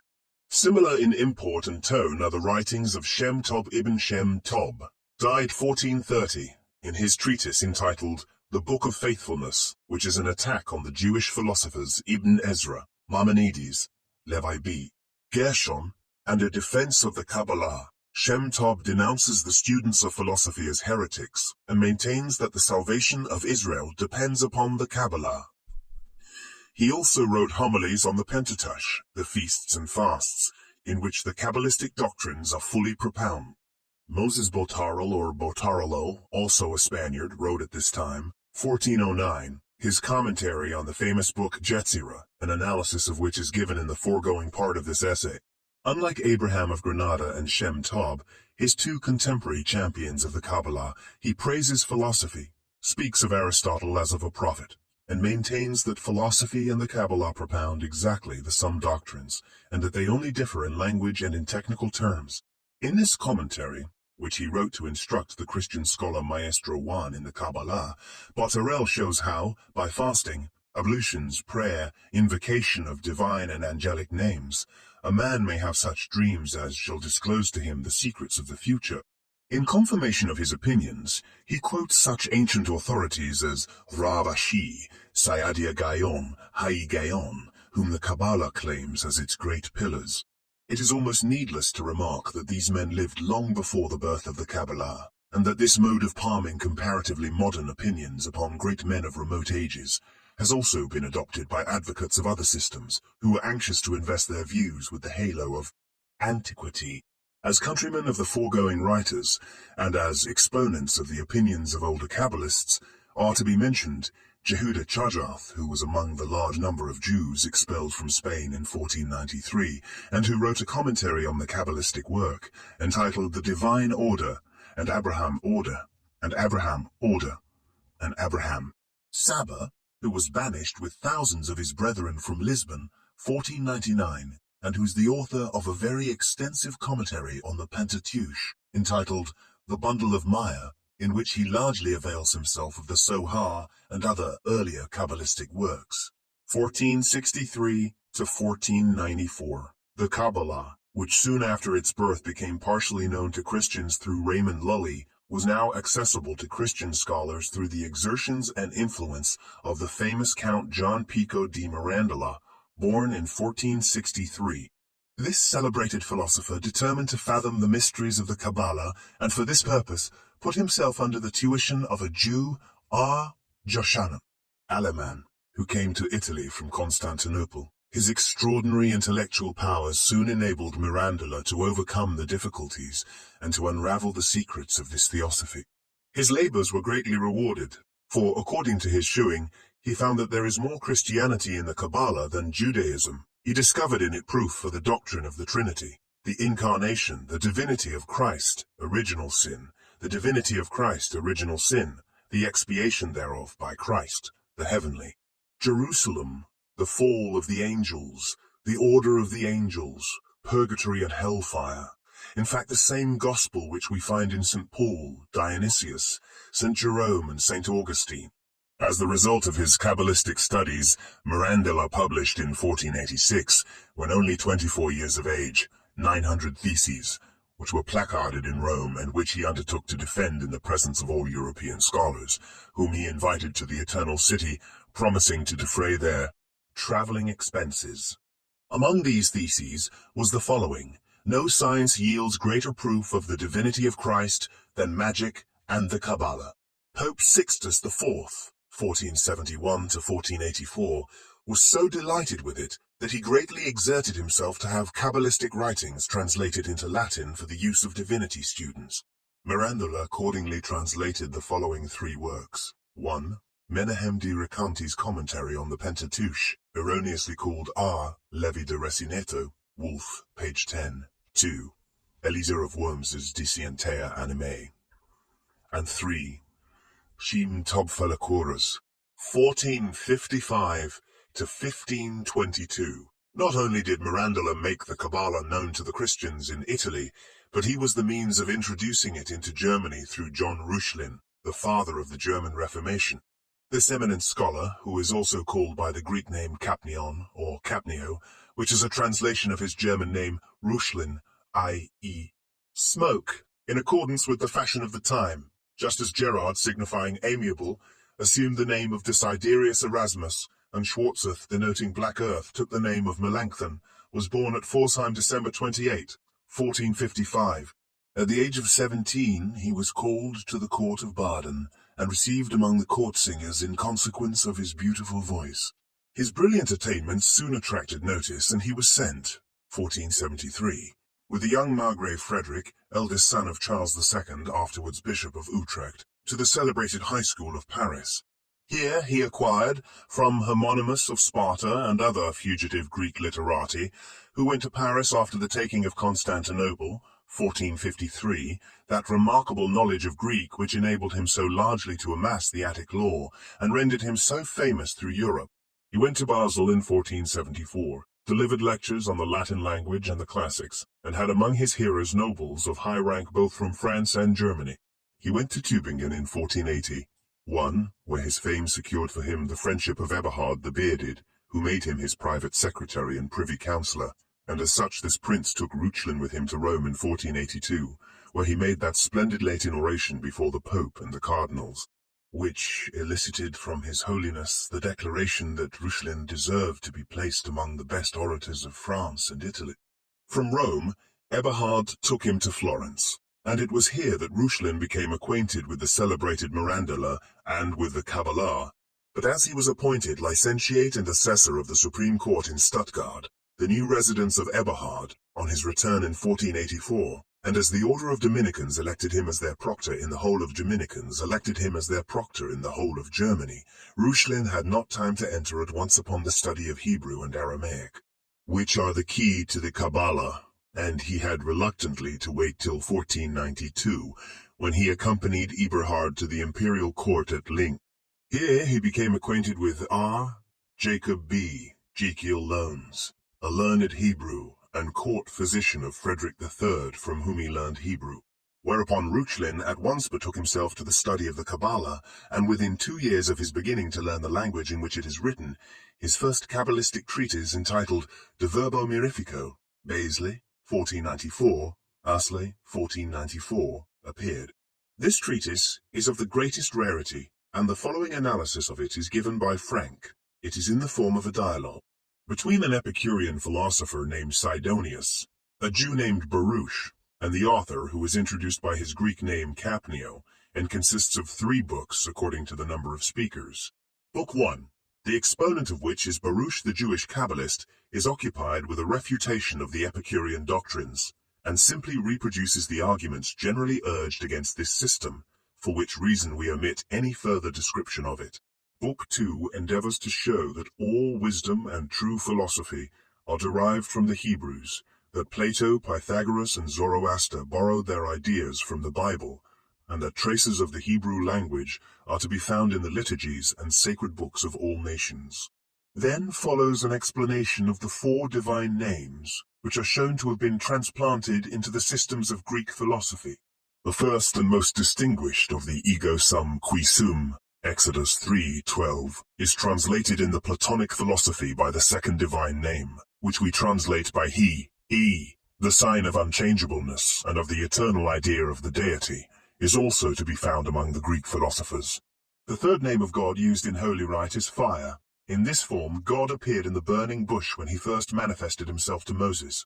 The prophets describe him as a burning fire, and John the Baptist depicts him as such when he says, I baptize you with water, but he who cometh after me shall baptize you with fire.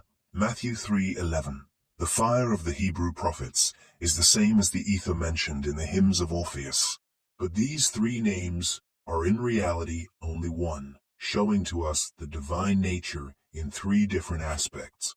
Thus, God calls himself the being, because every existence emanates from him. He calls himself fire, because it is he who illuminates and animates all things, and he is always he, because he always remains like himself amidst the infinite variety of his works. Now, just as there are names which express the nature of the deity, so there are names which refer to his attributes, and these are the 10 Sephiroth. If we look away from every attribute and every definite point of view in which the divine subsistence may be contemplated, if we endeavor to depict the absolute being as concentrating himself within himself, within himself, within himself, and not affording us any explicable relation to our intellect, he is then described by a name which it is forbidden to pronounce by the thrice holy tetragrammaton, the name Jehovah, the Shem Ha Mepharash. There is no doubt that the Tetrad of Pythagoras is an imitation of the Hebrew tetragrammaton, and that the worship of the decade has simply been invented in honor of the 10 Sephiroth.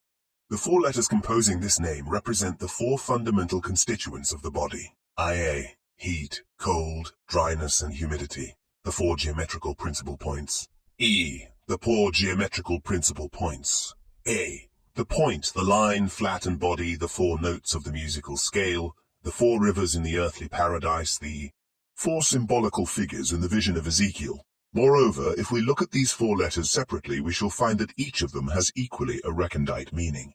The first letter, which also stands for the number 10, and which by its form reminds us of the mathematical point, teaches us that God is the beginning and end of all things. The number 5, expressed by the second letter, shows us the union of God with nature of God, inasmuch as he is depicted by the number 3, Ia, the Trinity, and of visible nature, inasmuch as it is represented by Plato and Pythagoras under the dual. The number 6, expressed by the third letter, which is likewise revered in the Pythagorean school, is formed by the combination of 1, 2, and 3, the symbol of all perfection. Moreover, the number 6 is the symbol of the cube, the bodies, solida, or the world. Hence, it is evident that the world has in it the imprint of divine perfection. The 4th and last letter of this divine name is like the second, represents the number 5, and here symbolizes the human and rational soul, which is the medium between heaven and earth, just as 5 is the center of the decade, the symbolic expression of the totality of things. Book 3, the exponent of which is Capneo, endeavors to show that the most essential doctrines of Christianity are to be found by the same method. Let a few instances of this method suffice. Thus, the doctrine of the Trinity is to be found in the first verse of Genesis. If the Hebrew word which is translated, created, be examined, and if each of the 3 letters composing this word be taken as the initial of a separate word, we obtain the expression Son, Spirit, Father. Upon the same principle, we find the 2 persons of the Trinity in the words, "The stone which the builders refused is become the headstone of the corner," inasmuch as the 3 letters composing the word stone are to be divided into Father, Son. Orpheus, in his hymn on the night, described the Trinity of the New Testament in the words, "For night, which begets everything, can only designate the Father. Heaven, that Olephus, which in its boundlessness embraces all things, and which proceeded from the night, signifies the Son.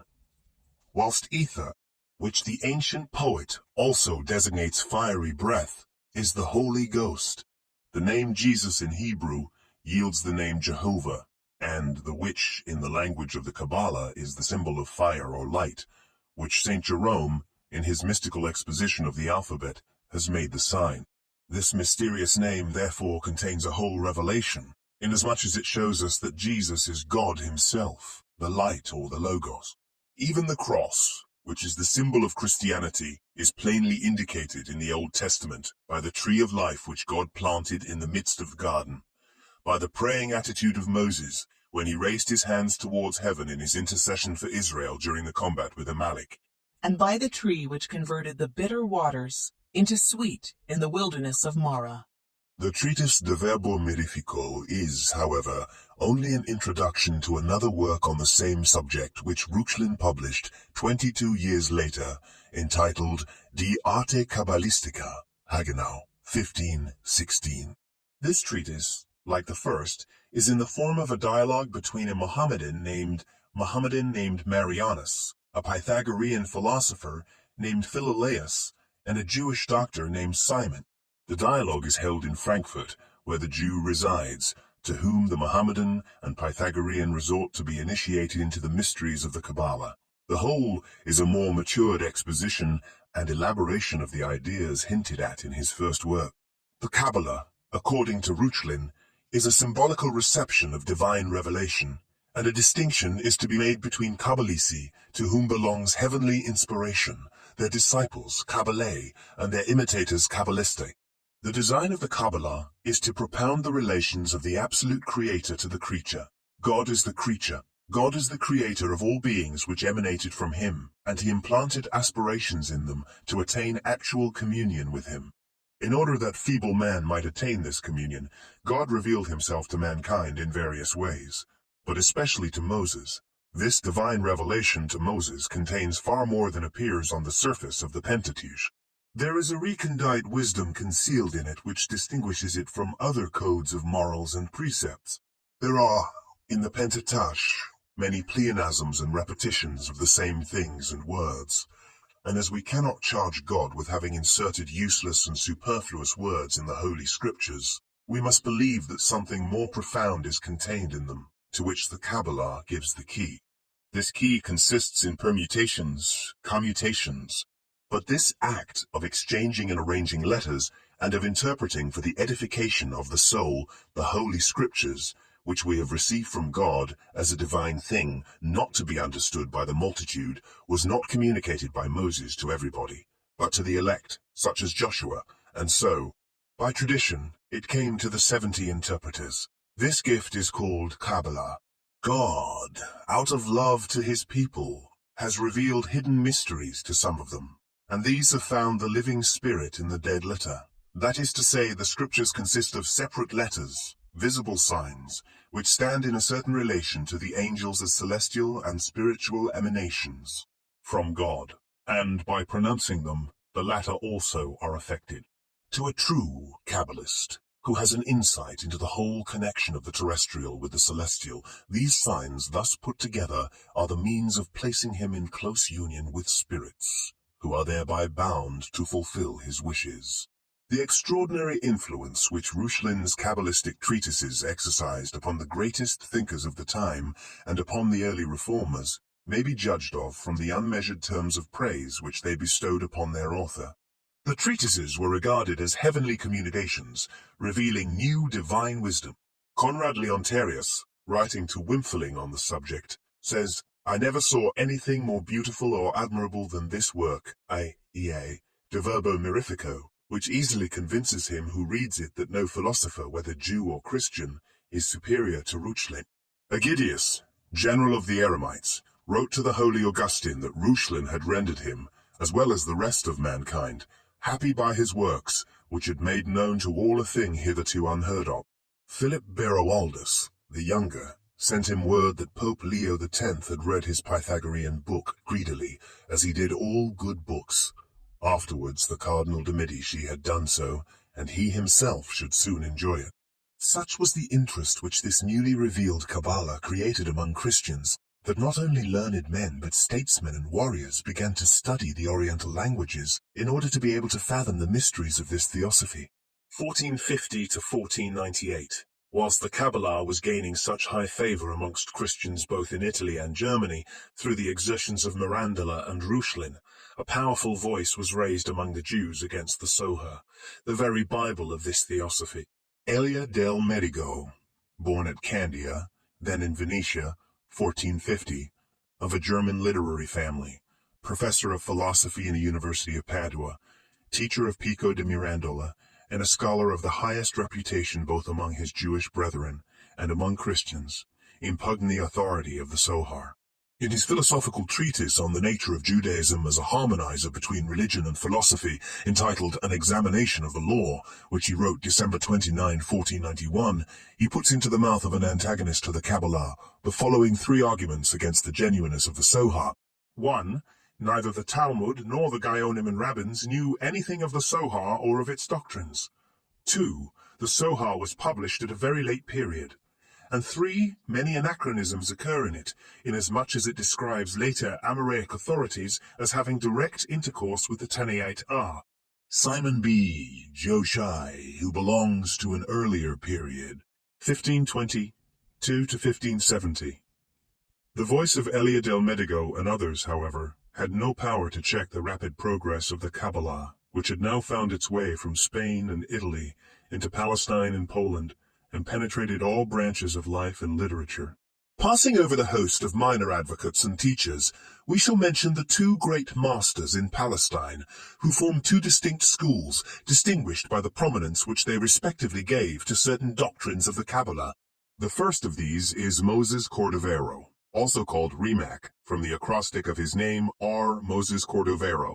He was born in Cordova, 1522, studied the Kabbalah under his learned brother-in-law, Solomon Elives, and very soon became so distinguished as a Kabbalist and author that his fame traveled to Italy, where his works were greedily bought.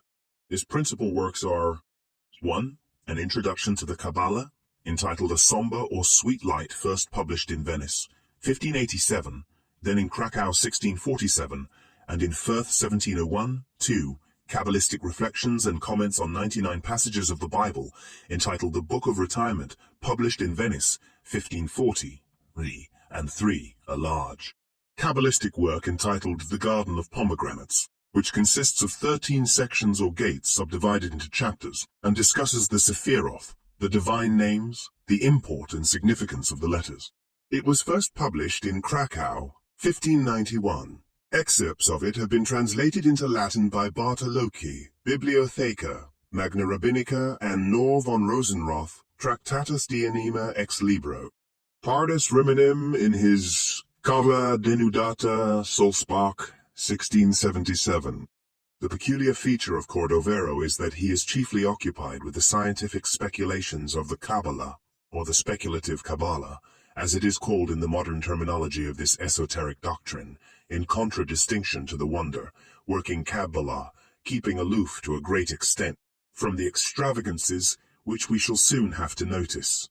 In this respect, therefore, he represents the Kabbalah in its primitive state, as may be seen from the following specimen of his lucubrations on the nature of the deity.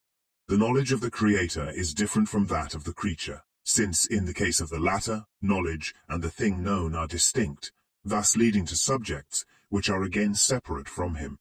This is described by the three expressions, cogitation, the cogitator, and the cogitated object.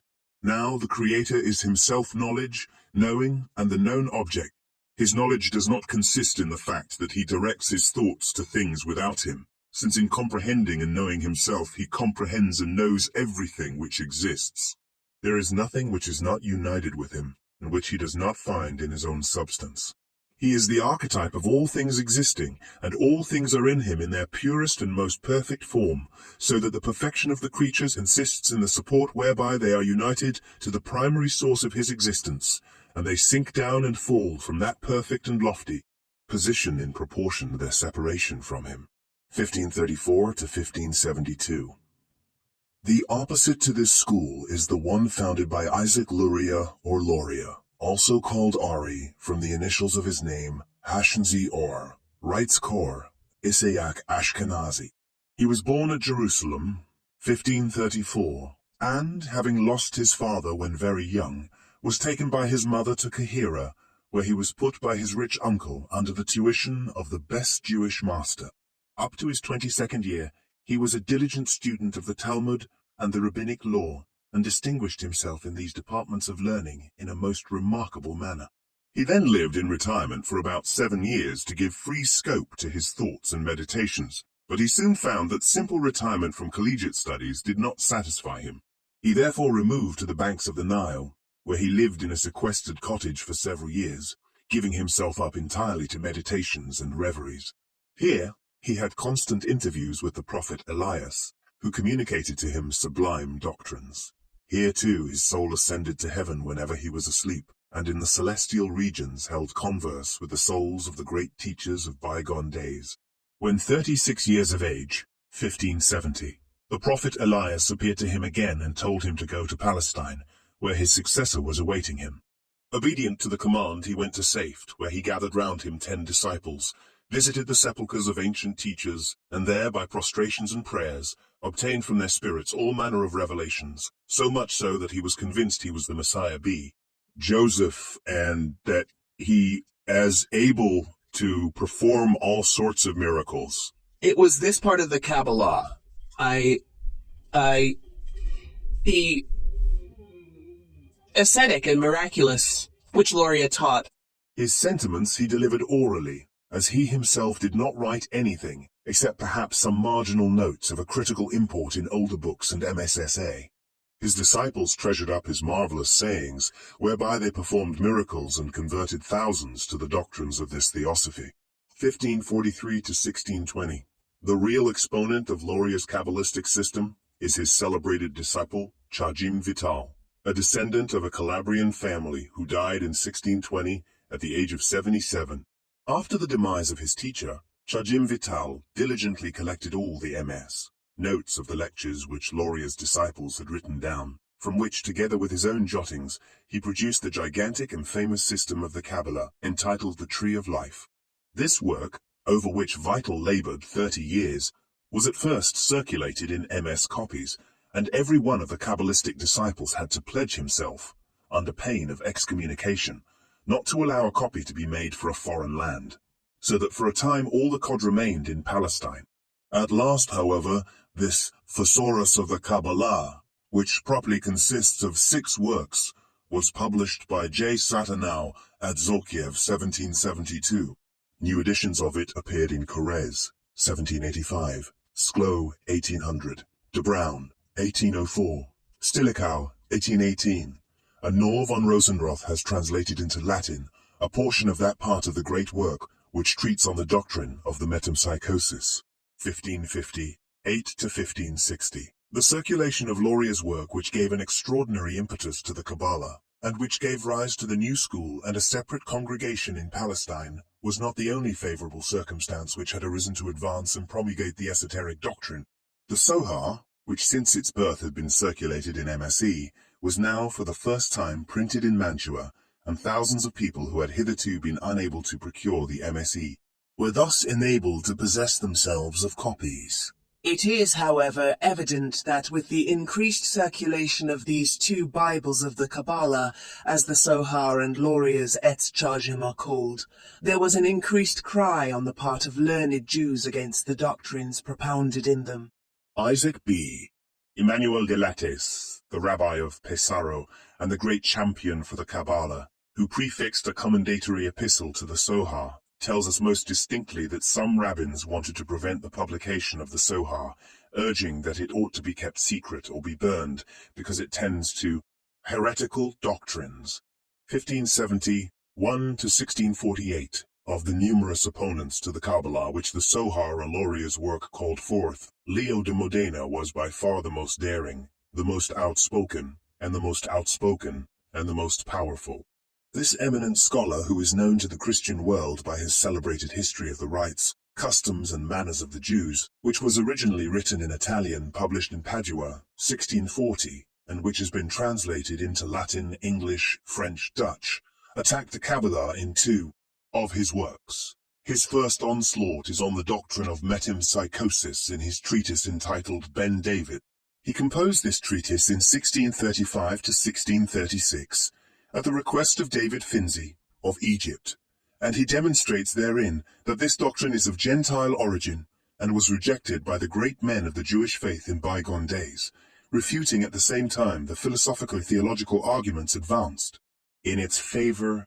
It is, however, his second attack on this esoteric doctrine in his work entitled The Roaring Lion, which is so damaging to the Kabbalah. In this treatise, which Leo de Modena composed in 1639, at the advanced age of 68, to reclaim Joseph Chamis, a beloved disciple of his, who was an ardent follower of the Kabbalah, he shows that the books which propound this esoteric doctrine, and which are palmed upon ancient authorities, are pseudonymous, that the doctrines themselves are mischievous, and that the followers of this system are inflated with proud notions, pretending to know the nature of God better than anyone else, and to possess the nearest and best way of approaching the deity. 1623. The celebrated Hebraist Joseph Solomon del Medigo, born 1591, died 1637. A contemporary of the preceding writer, also employed his vast stores of erudition to expose this system. Having been asked by R. Sirach for his views of the Kabbalah, del Medigo, in a masterly letter, written in 1623, shows up the folly of this esoteric doctrine, and the unreasonableness of the exegetical rules whereby the followers of this system pretend to deduce it from the Bible. 1635. We have seen that the information about the Kabbalah, which Mirandola and Reuchlin imparted to Christians, was chiefly derived from the writings of Recanati and Gikatilla. Now that the Sohar had been published, Joseph de Voisin determined to be the first to make some portions of it accessible to those Christian readers who did not understand the Aramaic in which this thesaurus is written. Accordingly, he translated some extracts of the Sohar which treat of the nature of the human soul. 1652 to 1654. Just at the very time when some of the most distinguished Jews exposed the pretensions of the Kabbalah and denounced the fanciful and unjustifiable rules of interpretation whereby its advocates tried to evolve it from the letters of the revealed law, the celebrated Athanasius Kircher, in a most learned and elaborate treatise on this subject, maintained that the Kabbalah was introduced into Egypt by no less a person than the patriarch Abraham, and that from Egypt it gradually issued all over the East, and intermixed with all religions and systems of philosophy.